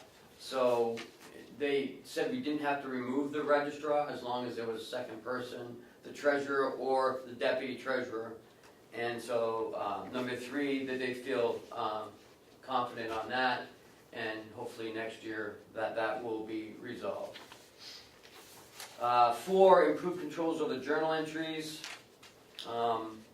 As a mitigate control, I will review and sign off on all the journal entries on a quarterly basis. Because we have such a small amount of people in the finance office, it's hard to segregate out all the duties. So they were okay with me reviewing it to make sure that it wasn't going into an employee's account. So, you know, for another set of eyes that they wanted they wanted that to happen because of there's so few employees in the finance office. Kenny, I thought you said something about a quarter, you check it every quarter. Yes. Where does it say that? Underneath the county's response on page 5. The Carroll Oh, County yeah, Finance Office, I small. just, it's here, Yeah. I just missed it, yep. Number 5, for the nursing home receivables and write-offs, they weren't aware that we review those quarterly with the commissioners and the delegation. So they're happy with that as long as you know, we as a whole are looking at it. And that we don't lose sight of it. And I said, well, that's one thing that, you know, we have the delegation come in on, so it satisfies them as well. So there's, you know, 25 eyes looking at that. They had some issues on 2016 on improving year-end closings. So that issue has been resolved. We've developed, number 7, we developed some policies and some procedures. We implemented those that they never received, some of the policies that I created in 16. So I forwarded that to them, and they are going to look at that again in 17's audit. Again, number 8 has been resolved. 9 has to do with the, I believe this is the sheriff's. Let me see. Yes, this is the sheriff's decentralized accounts. So in the sheriff's department, we have one of the administrative assistants reviews it. The lieutenant reviews all the revenue that comes into those to those accounts, and also the sheriff now signs off on them. And the treasurer will look at them on probably on a quarterly basis. He said he tried to do it monthly, but he will definitely do it on a quarterly basis. Again, another set of eyes reviewing those decentralized accounts like the RIT account, the drug seizure account, and again, they were okay with that. Number 10 was the over the vendor disbursements. I advised them that we currently utilize each new vendor that we bring on into the county. The person making the purchase has to supply me with a new vendor account sheet, which has all the information of the new vendor. What we don't want is a ghost vendor.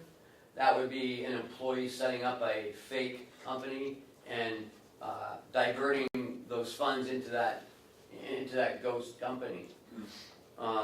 So what I do is once that new vendor form comes into my office, I review it. I go to the Secretary of State's office to see if that business is in good standing with the Secretary of State's, and I also do a Google query to see if that's a real company, and if it is, I go in deeper into that company and just make sure that, you know, it is what it says it is. And they were happy with that. That all they wanted me to do was to review the list yearly to make sure that, you know, that everything lines up and someone didn't put a new vendor in that didn't do a form. So I said I would try to do it quarterly, and they said that was a great idea. They want me to do it at least yearly. We do have a few electronic payments. They're few in nature, but the treasurer now will sign off on all those transactions. And the payroll disbursements, I said we had a DOL audit in late 16 into 17, and everything in those folders has been corrected, and that we now have an outside payroll vendor that will be taking over. So that is pretty much has been taken care of. And that's it. So all in all, they said it was a good, we're doing what we need to do here. There's always ways of improving, and that's why they're here. And we make the improvements and the recommendations as they give them to us. Did you point out to them that some of this stuff they had just kind of like copied from last year's and hadn't really looked to see that you changed a lot of this? Yes, and that's why they redid the management letter. The person who normally did it was on vacation, and I guess another person stepped in. But they did just reprint I- from the year before? They didn't tell me, but Joe was quite helpful in this. He established a good communication with them, and he's going to keep in communication with them throughout the year. So it was good to have him in on the phone call. Joe Good, excellent. Costello is doing a fabulous job. Yes, yeah. Fabulous job. Is this going to be public now? Yep, as soon as you accept it, I will put it on the web. I'll make a motion, we accept the Melanson Heath management letter for 2016. And Okay, all those in favor of accepting the Melanson Heath Management letter for 2016, say aye. Aye. Aye.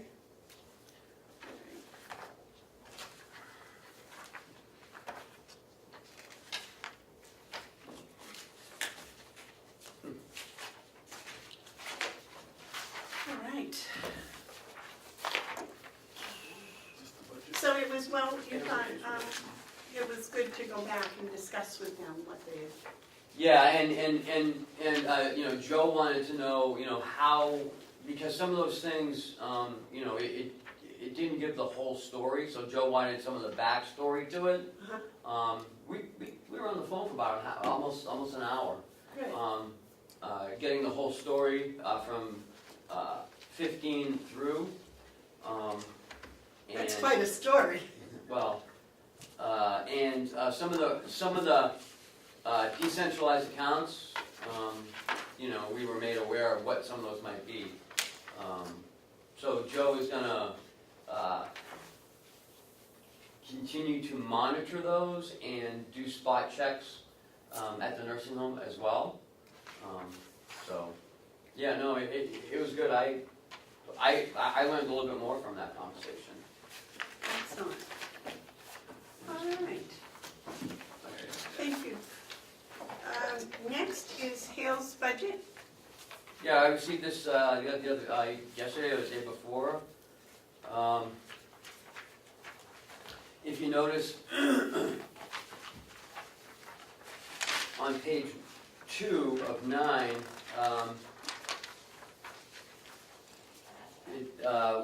they increased the elections to 9,000 where it should be because it's an election year. Although we did budget 7,000 last year, we only spent 61, so. Who put this budget together? I think, The tax collector in Hales. Okay. the draft is, Yeah, right. but we're the ones that put it. Right, exactly. All right. If I might, on the election registration, Yes, Mark, go ahead. some of that's election. A big part of it is registration and vital statistics. So that you would see a fluctuation, but, for example, there was one election last year. There would have been, there was no election last year, but they spent $6,000, so it obvious isn't for elections only. Right. So I would say that's a steady figure, and the difference or the delta between the 7,000 they asked for last year and the 9 is $2,000 because there's 2 elections this year. There's a primary and a Yes. general election. I believe it's 1,000 in election session. That's probably about right. you didn't have any, Hales didn't have any elections in general election up there for, 17. 17, no, it's an odd year. Well, they don't have town meeting. There's no state or federal election, so. So then, what's this financial financial administration number, what's that? That's the salary plus the 9,000 that Hales pays for the selectmen's. Okay, so let's talk about that for a minute, because we're doing some adjustments there. Adjustments in that we're going to bring that activity to Ossipee. Is that correct? Yes, So that $26,000 isn't gonna go, the $16,000 isn't gonna go for salaries. So how much of that do we need in Ossipee in order to do the work? that's up to the commissioner. I was thinking, about 9 or 10,000. So this also has to be, we've gotta do the work of the tax collector as Yes. well. And so currently we're paying 16, Yes, and you think we could do it for 9, 10? yes. So would that be reflected in taking this financial administration fee from 26,201 to 20,201? Is that? I don't think so, because we are not sure exactly when it's coming to Ossipee. Oh, I'm shooting for March 31st. Well, we're looking in that direction, but that doesn't mean it will. So, if we have to continue paying someone, Oh, I see, if something goes wrong. right. And the second part is, Oh. there we're almost, getting into it. And then we're going to have to pay somebody here Mm-hmm. to do it. Well, and that's what that, So we're not sure whether that would be added to somebody already here, or whether we're going to hire a separate person that will be part-time. So what you're suggesting perhaps is that we leave the number the same and shoot to underspend it? Right, and then next year we'll have a solid number to work off of, I would think. Well, last year we overspent that line by A bit. 1,500 or so, or 1,300. Okay. Let's see, what's this advertised regional association, that's the 66,000? school. That's the school? Yeah, That's where we put the school? yes. It's an odd place to put it. Regional association. 4197 in DRA rules is school? Yeah, I actually talked to my contact at like DRA, and that's what he said, that's where it is. Why would it be 41.99? I don't know, but wherever it is, if they're happy, that's fine, as long as we know where it is. Yeah. And is that reflective of the Freiburg, or not? No, that's reflected. That's because they're Kennett. still doing Kennett, right? Okay. Can we change that to schools instead of No. that? No, because this is their form. Right, this is the Department of Revenue's form. On our budget, we can put, on the Hales, we can put whatever we want on our spreadsheet. Maybe we should put that /school on our spreadsheet, because that's kind of deceptive. Well, that's why I called DRA, I said, why is it here? Well, that's where it's supposed to be. We can take those numbers and reclassify them for the people in Hales. This is for the state. But you're right, we could make it more clear. Do they have a continuing contract with the ambulance, Yes. and it goes up 500? That was a negotiated contract, Commissioner Babson, do you remember that? Yep. With Mitch? So I'm gonna have to review those contracts. I don't know about the fire one up 4,000 or 3,800. That's the, Water precinct. Yeah.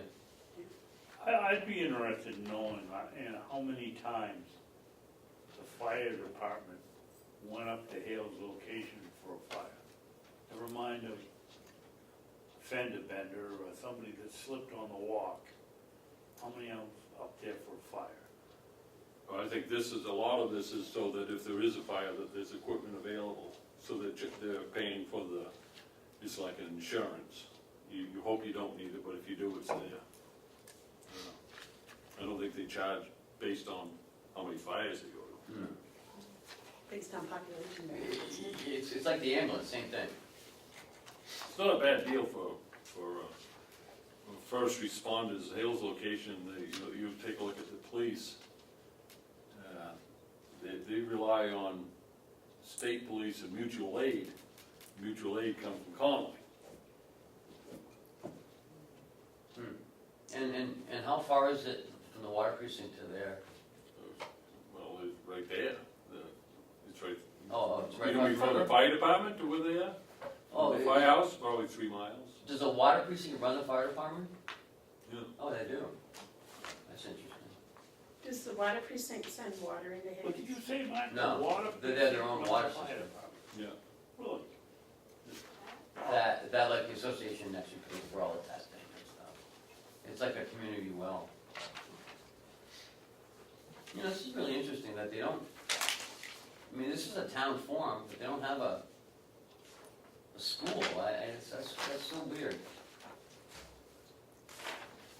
Well, it's like trying to put your foot into a shoe that's too small. They're Well, trying to put the foot into a shoe that's too big. Look at all the zeros together. Hale's location is a location, it's not a town. Yeah. We keep forgetting that. It's a community that we watch out for. And, you know, this budget doesn't look like it's that. What amazes me is they get $6,700 from the state meals and rooms tax. On the revenue side? Yeah. Why does that Yeah, make it's you, no they got a hotel. golf course up there that, there's people finishing at 18 holes, they go in and have a few pops and eat some sandwiches and pay them in rooms and meals tax.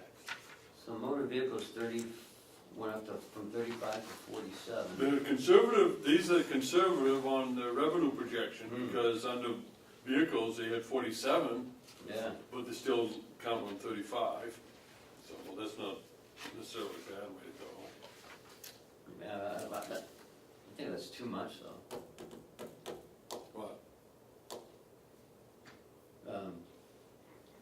I don't think that that's enough, 35, I mean, there's like $12,000 buffer there.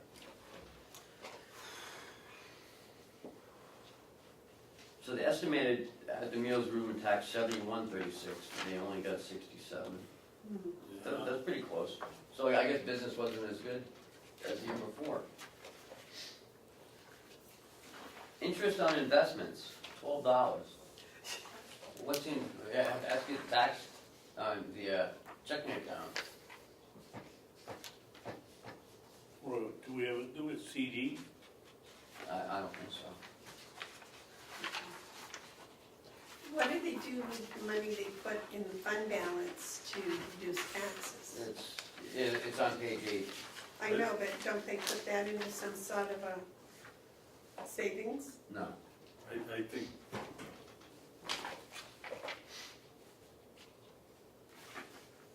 Estimated amount of tax Madam is Chairman. 173, 182. Yes. I don't think it's necessarily bad practice to understate revenues, but I think you gotta be a little bit closer than that, what they are on motor vehicle permit fees. Those are annual fees, and last year they brought in 47,000. Whether they bring that much in or not next year, you know, is an unknown, but I dare say that they're gonna, it hasn't been such a turn that these people aren't gonna still register the cars. I think that $35,000 is understated. I think it should be 42. I think it's closer to the reality.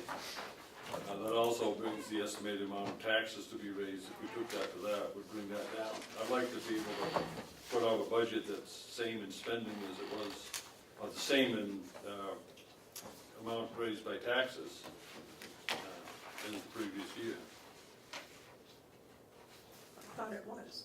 No. Well, no, it's actually lower because of the 50,000. It went from, I think, $4 down to $2.50 or something. Okay, I'm reading those backwards then, okay, Yeah, so it's, I would think that was so, good. okay, yeah, I was reading backwards. But I think Commissioner Hounsell's right, it should go up, I'd say at least 40. No, I didn't read it backwards. I read it right. Mm-hmm. Budget summary,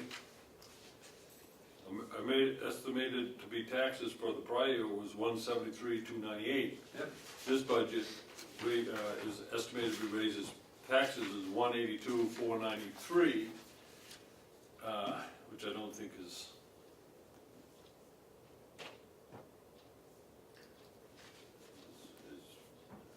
I say you raise revenues another 5,000.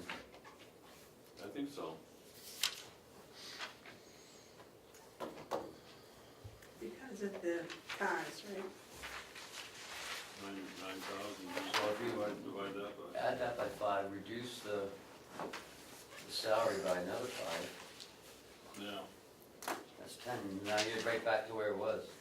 Couldn't you reduce the cars by 10? I mean, increase the cars by 10? 10, I don't know, that's kind of high. I would Well, it's be. 47. I know, but that may be a one-year deal, you might have something, I don't know. I think, Madam Chairman, They all gotta be re-registered next year, yes. I agree, but I think probably the conservative number of 42,000 makes sense, but also reducing what we're going to pay in administrative services by 5. That leaves the amount estimated to be raised by taxes as the same as last year, so that would be a projected increase of 0% in the tax rate. Right? Am I right? Yeah. You take 10,000 off the 182? I thought the tax rate was going down because of the, The tax rate for this year has gone down. If you look on that page 9 of 9, right, this one here, yeah, I see that. estimated amount of tax to be raised, it's showing right now, it's showing to increase by 5. But if we make the adjustments that Ken just pointed out, both on the revenue side and the expenditure side, we can bring that down to have an estimated amount of tax to be raised, the increase to be 0.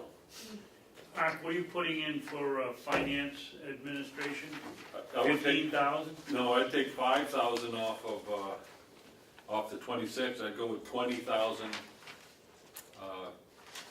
Let's just do that, let's go 20,000 off that 26,201.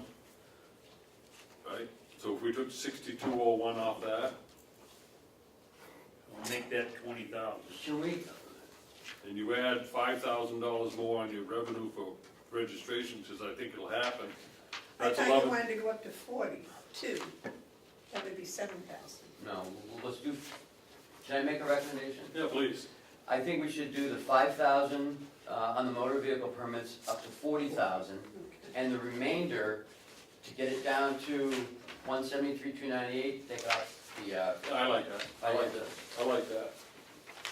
So So that that we're makes- working it backwards and we're Right. able to achieve that estimated. so, revenues goes So up, what did you do, Ken? hold on, 46,726, and the budget appropriation goes down,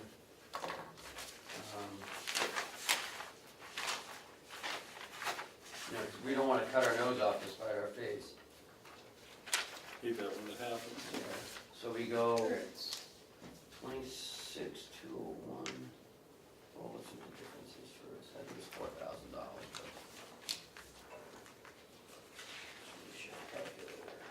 So we're up to 182,493 minus 5,000.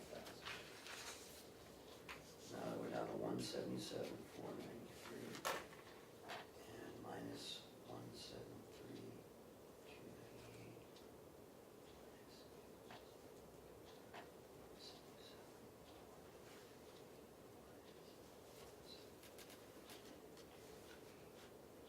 So we take $4,195 off of financial administration, which it would be 22,006. 22,006, Yeah, and now you're back to 173, like that. 173,298. So move. I like that. So we added 5,000 to the revenues, Yeah. and we reduced expenditure by $4,195. Right.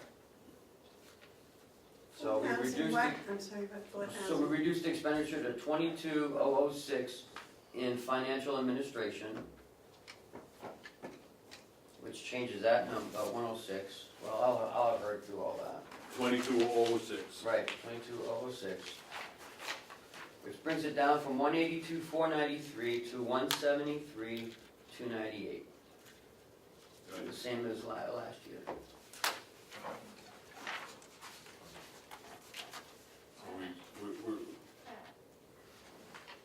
So we're not looking to raise any additional Right. amount from last year.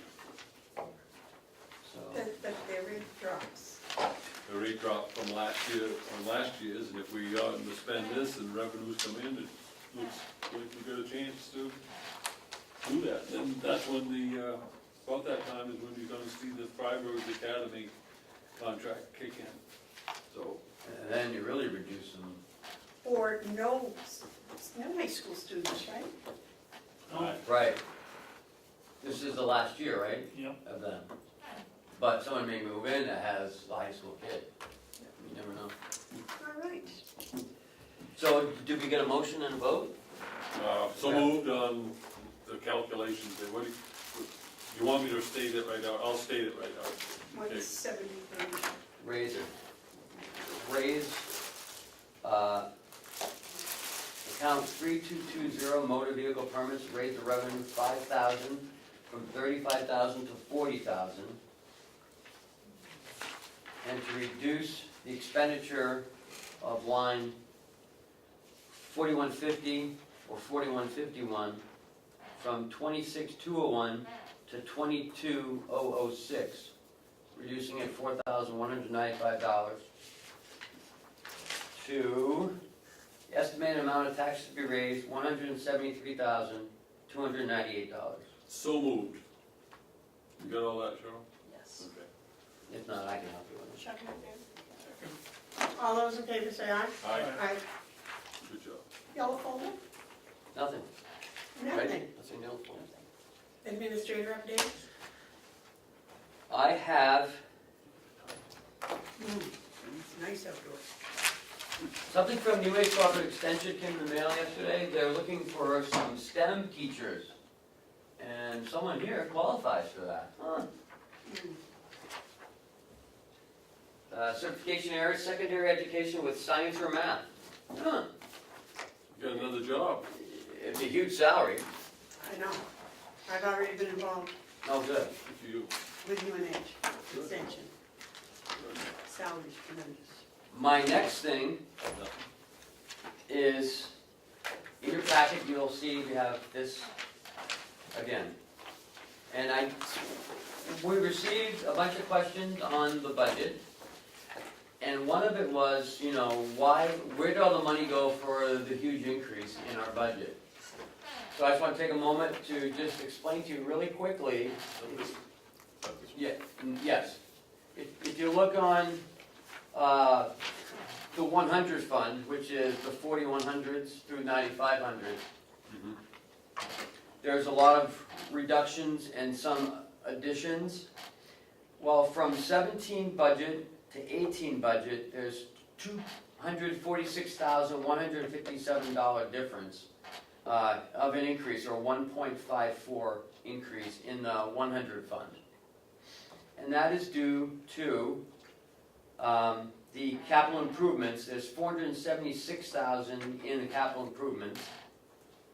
There's another $137,000 increase in the jail, and that's because of a couple things. One is the contractual increases and non-union raises, and he has some additions in the programming, and also it's his first full year of the new vehicles, so he has had some increases.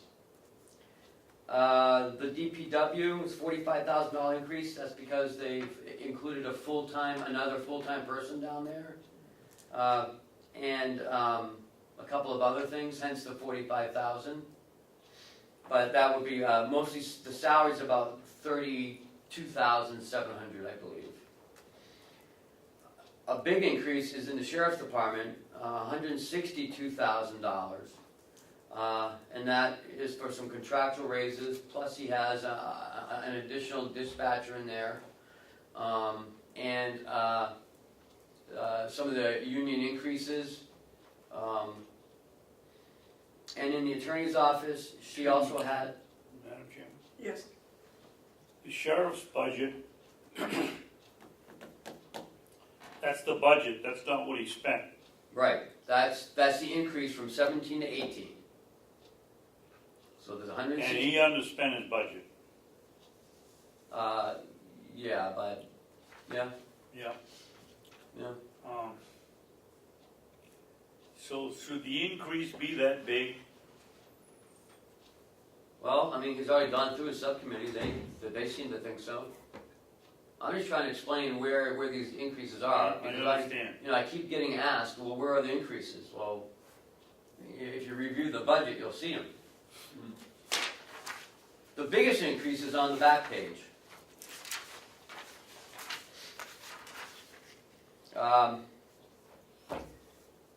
This $751,000 increase in nursing home. And there's $127,000 reduction in revenue. So if you look at both 300 fund, the 100 fund combined is $1.3 million increase. In the nursing, each department has some sort of an increase, except the interest expense, it went down by $47,000. We have a contract before the delegation coming up in the next meeting to ratify the commissioner's ratification on the cost items. $260,000 in nursing is for contractual increases. $290,000, which is almost $300,000, is for the holiday buyback in the contract that we have proposed and the commissioners have moved it forward. This holiday buyback matches the other two contracts. The jail has it and the sheriff's department has it. We're having problems with staff coming in on holidays, and we've already talked about this. So it's double time if you work on a holiday. There's 11 holidays, 11 holidays. That's where most of the increases are, is in the nursing home. And you have $475,000 just in capital improvements. So, I just wanted to point that out, that most of it is in contractual obligations, pay increases for our staff, and a few new hires, and the capital improvements.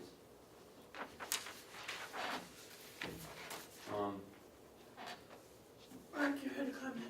Yeah, I wanted to touch briefly on the nursing home union contract. It's, when you look at this number, you say, oh, that's an awful lot, but what was the last year that they had a raise? 2015. So it's been 2 years. It's been 3 years since now. It will It's be been 3 years. since they've had any increase at all in their wages. And so a lot of this is just, money that was put off until now, and it's come home to roost. The holiday buyback is going to benefit us tremendously in the future because it addresses agency fees and other things that are very expensive. So it's a remedial action necessary to take care of our employees over there. Could we just have a moment to go through the capital improvement list? I don't know if you're prepared to do that, but that's 476. Ken, before we do that, I did want to point out that the dietary increase was also part of that nursing contract. Yes. Well, it's not a nursing contract. It's a Mountain View union. nursing. Yeah, right. No, Mountain View union contract. Yeah. Which environmental services, Right. rec therapy, dietary, nursing, you know, environmental services, I don't know if I already said that. And so all of those employees Right, who are under the collective bargaining agreement. that's a good point, this clarification, it's more than just the nurses. Yeah, it's more than just, but that's where the bulk of our staff is in nursing. And the RNs, Right. which doesn't make any sense to me at all because. Well, they're supervisors. I mean, they can have their own. I know, but when you talk about registered nurses and the nursing contract, you would think Yeah, there was a relation to nursing. yeah.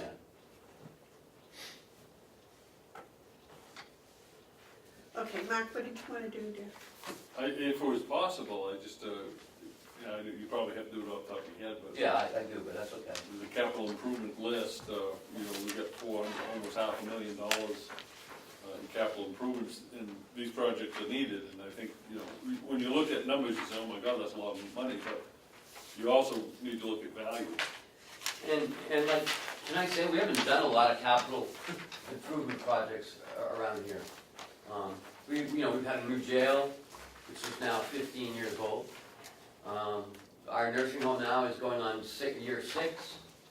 This building is working with the same equipment it's always had. The back parking lot is a death trap. And that's about $100,000 just to fix that. Somebody's gonna trip and fall, and We've got needs that we have to do in this building, HVAC needs, and Well, that's next year. right, that's all gonna fall into the right, C. but I mean, these are things that need to be dealt with, and they are expensive. Yep, and we went over the whole list with Multi-2, and then they decided to have each department go over their capital list. So now we gotta readdress it in each Prioritize subcommittee. them. No, we have to readdress each subcommittee, has to go over their capital list again. So on Friday, we'll be going over capital in the nursing home. So we'll be talking about the grandfather clock, I'm sure.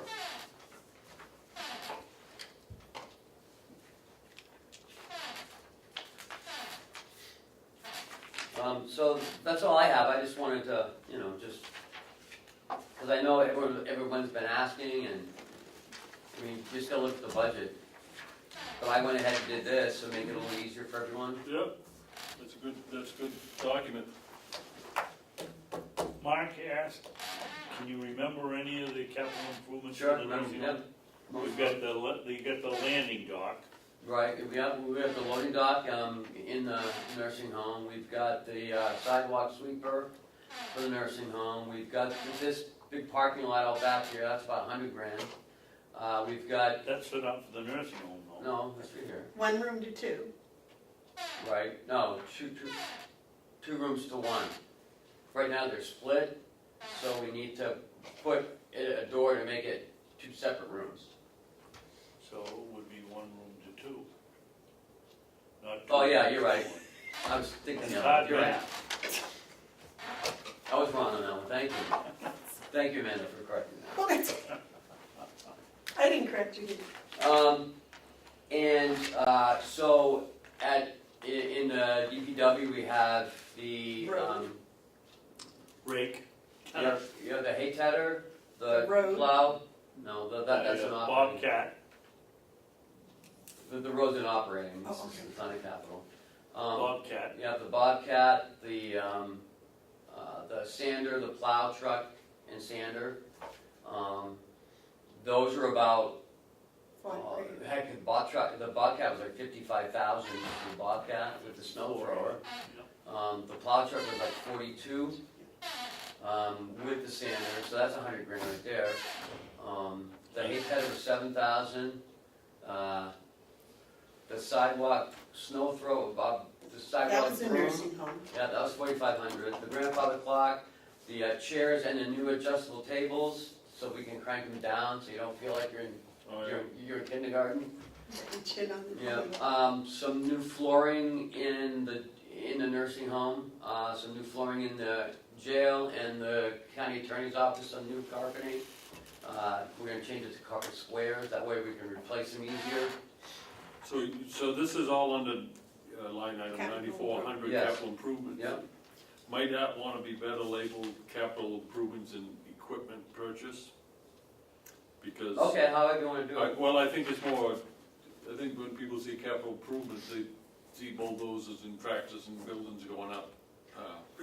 So really, that's $652,000. But because we had some capital last year, the increase is only $476. You know, everyone says, well, we took out like, $600,000 because of the jail bonds gone. Yeah, but we replaced it with capital improvement. Right. Right, actually, it's, yeah. And then we have, the nursing home, $751,000. So we're looking at, 1.2, 1.3 million. Well, so let me ask you a question on capital improvements, because that is quite an increase in 1 year. Mm-hmm. But it's also an opportunity because the jail bond's been paid. Yep.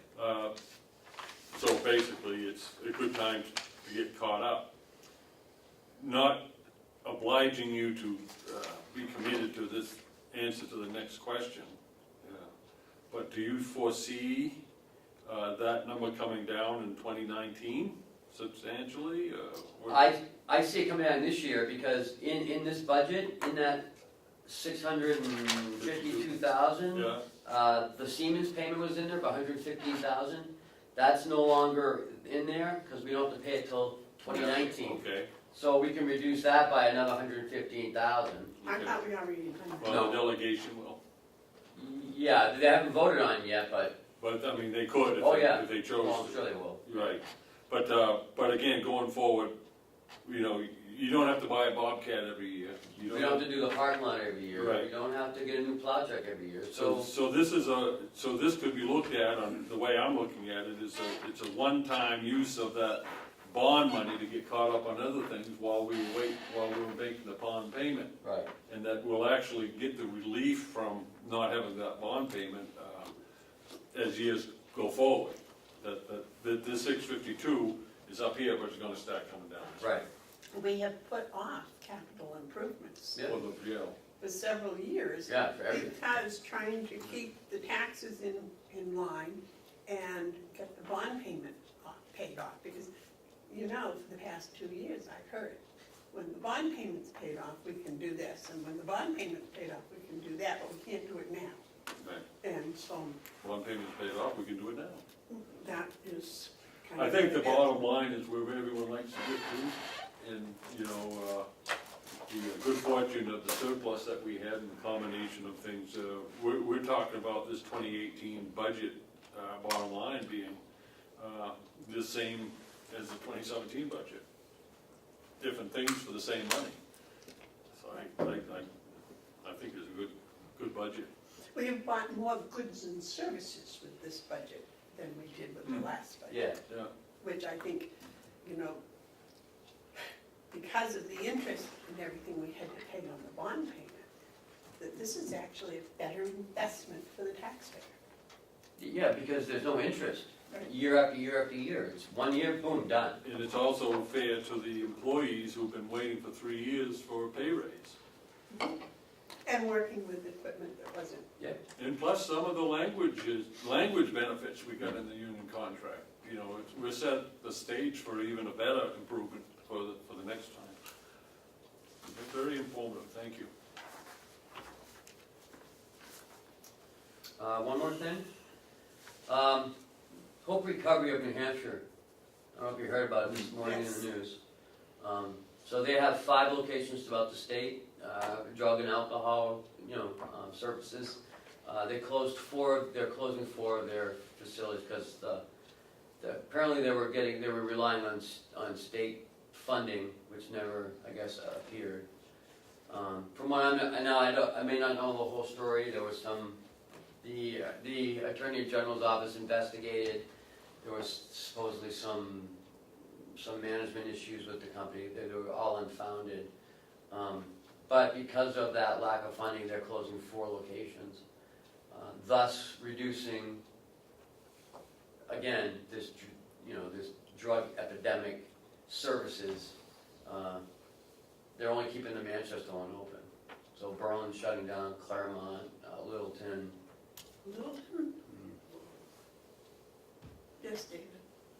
I think this is a good time to bring up the special situation that we've experienced here in the last week. We've had an inmate that's done an excellent job, appears to have turned his life around, Get it done. and because of the good work of Makila and Ruby, and the county attorney, and Jason Henry, the superintendent of the jail, this young man had hired a stagecoach to come get him, to take him back to Missouri for a couple of months there before they let him out.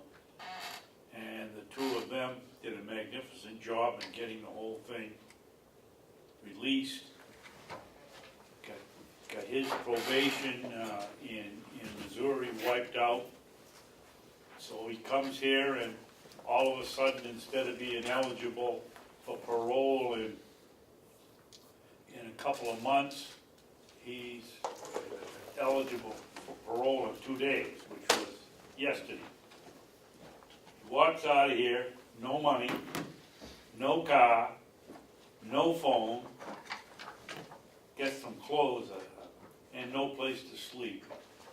I think we should go to the delegation and say, look, give us $10,000, give us $12,000 to fix up 2 or 3 rooms in the old nursing home. We're paying $30,000 a year to keep that place open. We're paying for the programs at the jail $40,000 or $50,000 a year.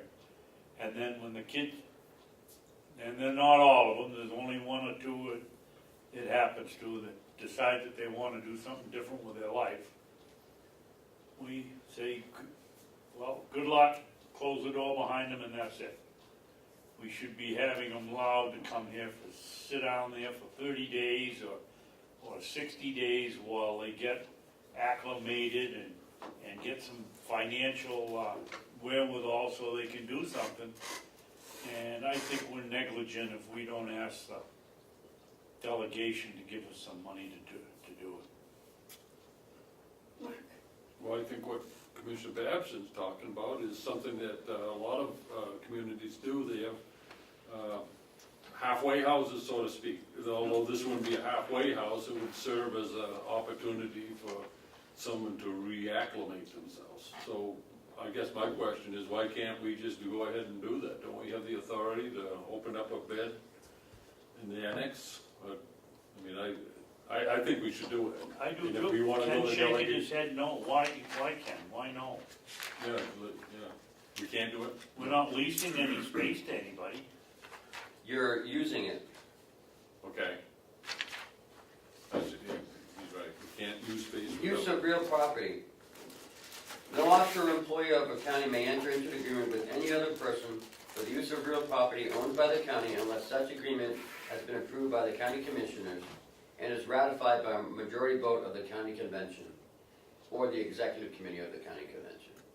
Can I make an offer to Commissioner Babson? Come up with a proposal, bring it back. What did the provision say, unless what?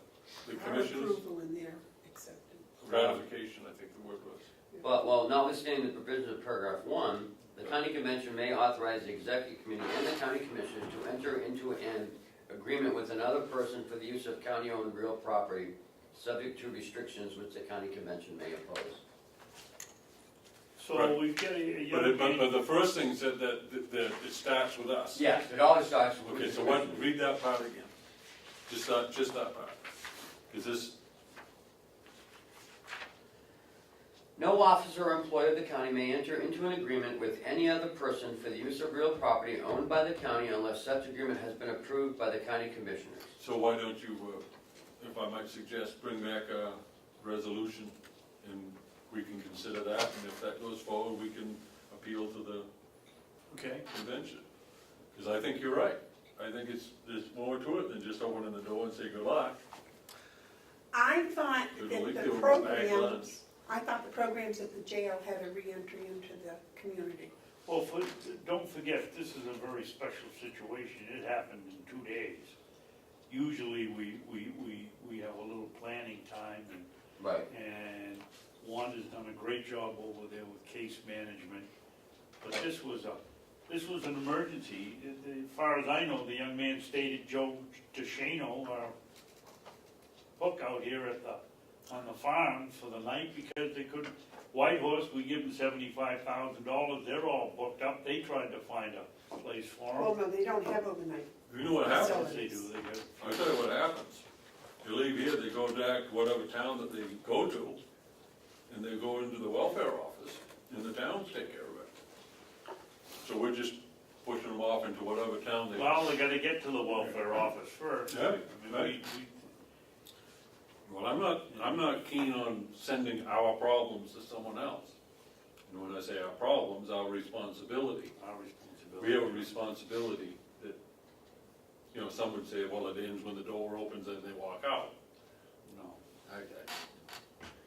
That's. If it does, then let's not waste any money on programs.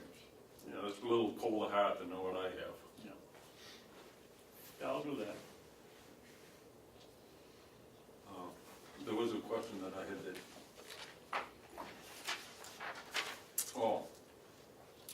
I saw on the news this morning that what's it called, the hopes?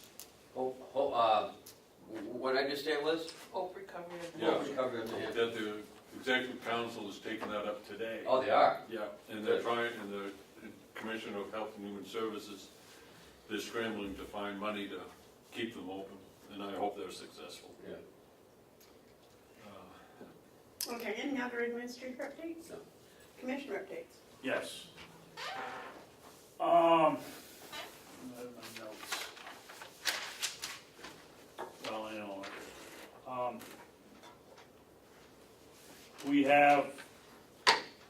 We are now in maple season.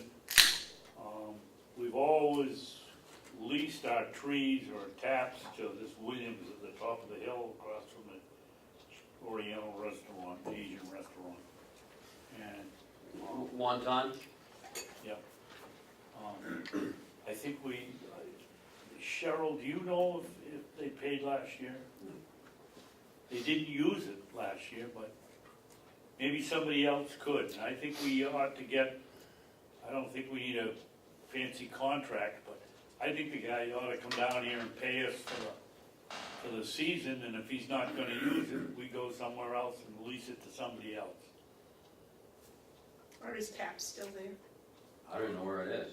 I was gonna ask you, did you speak with Will yesterday or the day before? Yes. Because I don't know anything about it. I don't even know where these things Well, are. nobody seems to know anything about it. He doesn't know it The guy must have brought in a check I think it was, we went up to 75 cents a tap or 50 cents a tap from a quarter. Somebody must have brought a check in. Will said he didn't do it last year. Well, did he pay us? I mean, we're not responsible if he doesn't want to do it. And if he doesn't want to do it, we should know it, and at least there's plenty of guys I can meet. But why didn't you want to do it? He said it was too dry a season. Everybody I knew was tapping trees. Well, from what I was told, it was the season wasn't the summer before wasn't conducive to maple syruping, Right. and you didn't want to damage the trees by doing it. So I don't know if that's a good thing or if that's a bad thing. Well, I don't know that, I didn't hear that story. 900 acres, there must be quite No, it's a few opportunities to tap some trees. we only get $200.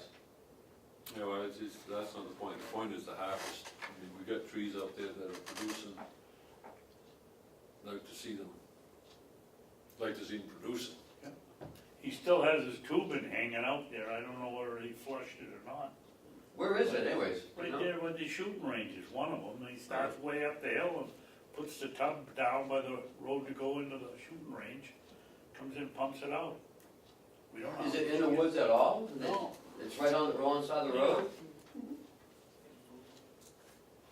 But Will said there's another one out back here.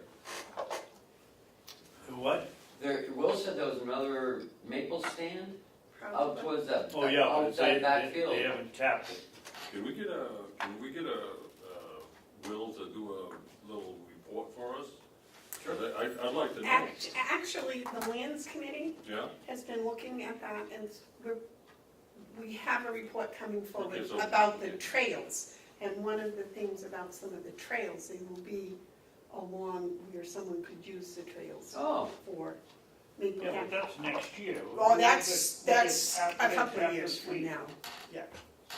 But you're talking about the ones already established. And there was some talk that he'd pay us something for the tap and we'd get I think it was a half a gallon or syrup to raffle off at the nursing home.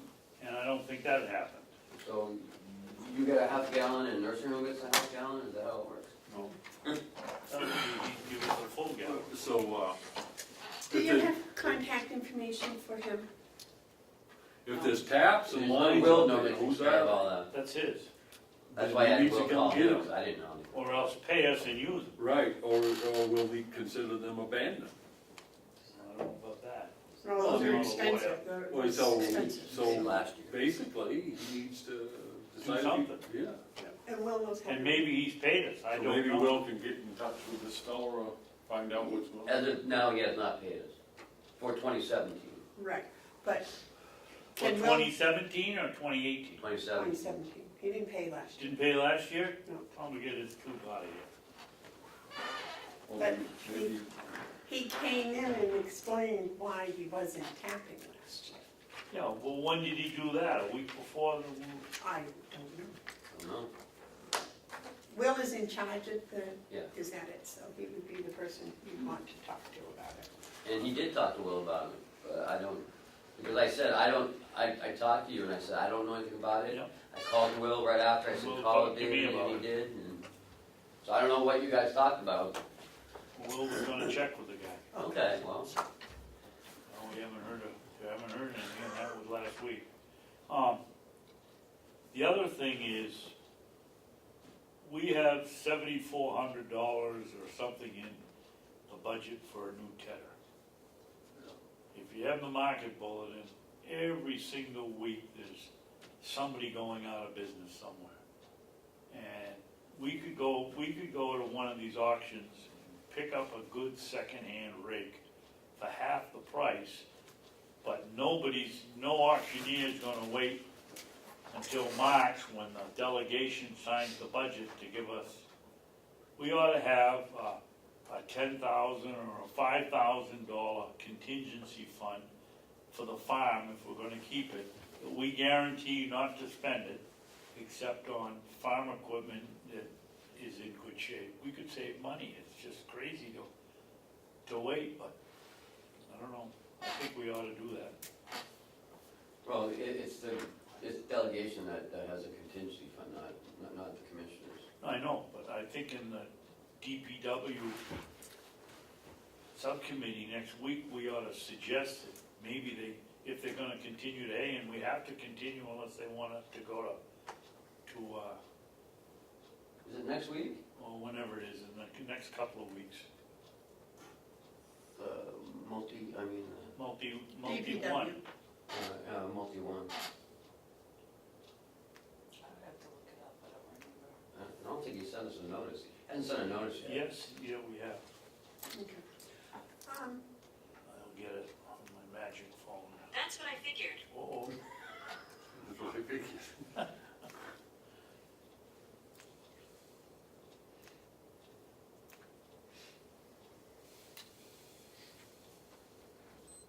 God, it's getting hot in here. It's nice outside. Right, the air conditioner isn't on.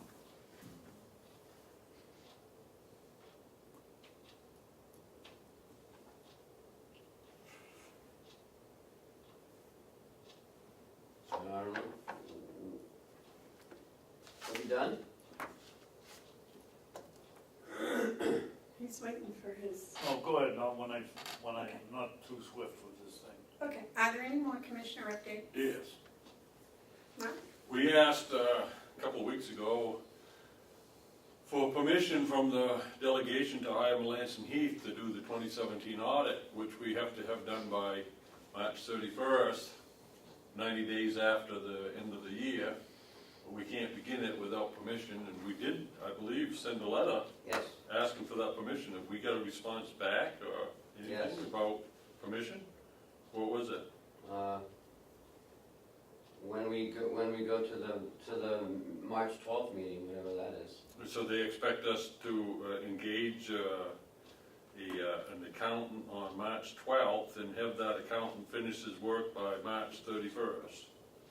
Or they're going to have to give us some sort of assurance that they're not going to blast us for not complying with the law when we're trying to. So we don't have permission. Now, I think it's important. Everyone understand, we do not have permission to engage an accountant to do the audit of the 2017 books. But the law requires that we have the audit completed by April 1st. Huh. Is that because they aren't going to? And it's the same thing with all this, I don't, Okay, so what can we do to get that audit going? We can't hire anyone. nothing. And, And when we do hire someone, we're gonna have to hire someone and tell them you gotta get this done in 20 days. They're gonna say sure, but that's gonna double your price. I doubt they can do it in 20 days. Yeah, I don't think they could, there's enough hours. Not to change the subject, but it's February 26th, Lamont, do you want? Oh, it is? Next Monday. Okay. So I'm really, I just you can envision a couple of members of the delegation taking us to task for not getting the audit done. I'm putting it in the paper that we didn't do the audit on time, Right. forgetting that they didn't give us permission. Yeah. Well, I really believe we have the skills to run a lemonade stand, but we still need lemons. I was gonna say just the opposite, Mark. I'm out of this because I can't run a lemonade stand. I'm You guys- just having fun. It's okay. It'll be all right. Jeez. That's all I had on the commissioner's update. And Is how there about the any- Siemens report? That's another one I was gonna ask about. They were here 2 weeks ago, looking at some more stuff. The engineer was in, Bob was with him that day, and Bob was on vacation last week, so I'm not sure, but I will check on that. They were supposed to have that final report quite a while ago. No, they said in March, when they were here last. Yeah, it's in March. Original time. Question, is there anything else we need permission from the delegation for in the next 3 months that we should be asking them on the 21st or whatever, 12th or whatever day? I don't seem to be able to think far enough ahead. These questions should have probably, I guess, we did ask them in December, we must have, because they only meet once every quarter, right? They're supposed to meet when we ask them to meet. It says in the RSA, but I've sent the chairman a list of the stuff that we need done. We need the transfers done. We need the TAN, authorize the TAN. We need the continuing resolution. We need Commission to hire an auditor? yeah. So, I sent them the list the other day of what I needed for the delegation meeting. Now, does the full delegation have to meet, or can the executive board to answer this? Their executive committee is only for transfers, Okay. because they are the because there's only 15 of them. But I guess they could make an executive committee. But that's up to them, if they wanted to give them all that, Bell, I don't know, how many reps does Belknap have? Does anybody know? About 50, they're not. They have an executive committee that meets and goes over all this stuff, the TAN, request, and it seems a lot easier. It's easier for 5 people to meet than it is for 15 to meet. I would think so, yeah. All right. Anything else for commissioner updates? Any public input? Well, gentlemen, I believe we are I done. have a non-public issue. There's no non-public. I know, I wanna bring one up. Hey, how good's your memory on the permission to go into non-public? All right, I wanna go into under non-public under RSA 91A, compensation of an employee. Sort of snuck it in there, Yeah, but that's what I wanna go in for. That doesn't have to be posted. I'll second. No, you don't have to We post don't it, have to post non-public. John, we're going into well, non-public. we gotta vote Well, first. hold on. Roll call, Madam Chairman. Oh, here it is, here. Here you go. Okay. 91A, I think it's 3, maybe, or B, A, B. 91A, colon 3, comma, Roman numeral 2, parentheses, lowercase a, out of parentheses. The dismissal, promotion, or compensation of any public employee.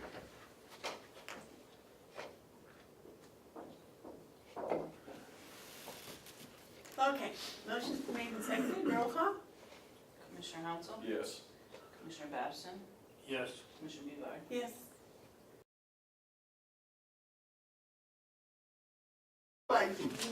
Make a motion to adjourn. All those in favor say aye. What? Are we Oh, still in the minutes? yeah, before we make a motion, I withdraw that motion. I'll withdraw my second. Make a motion, we seal the minutes of the non-public session. Second? All those in favor of sealing the minutes in non-public session say aye. Aye. Make a motion, we adjourn. All those in favor? Aye. Goodbye.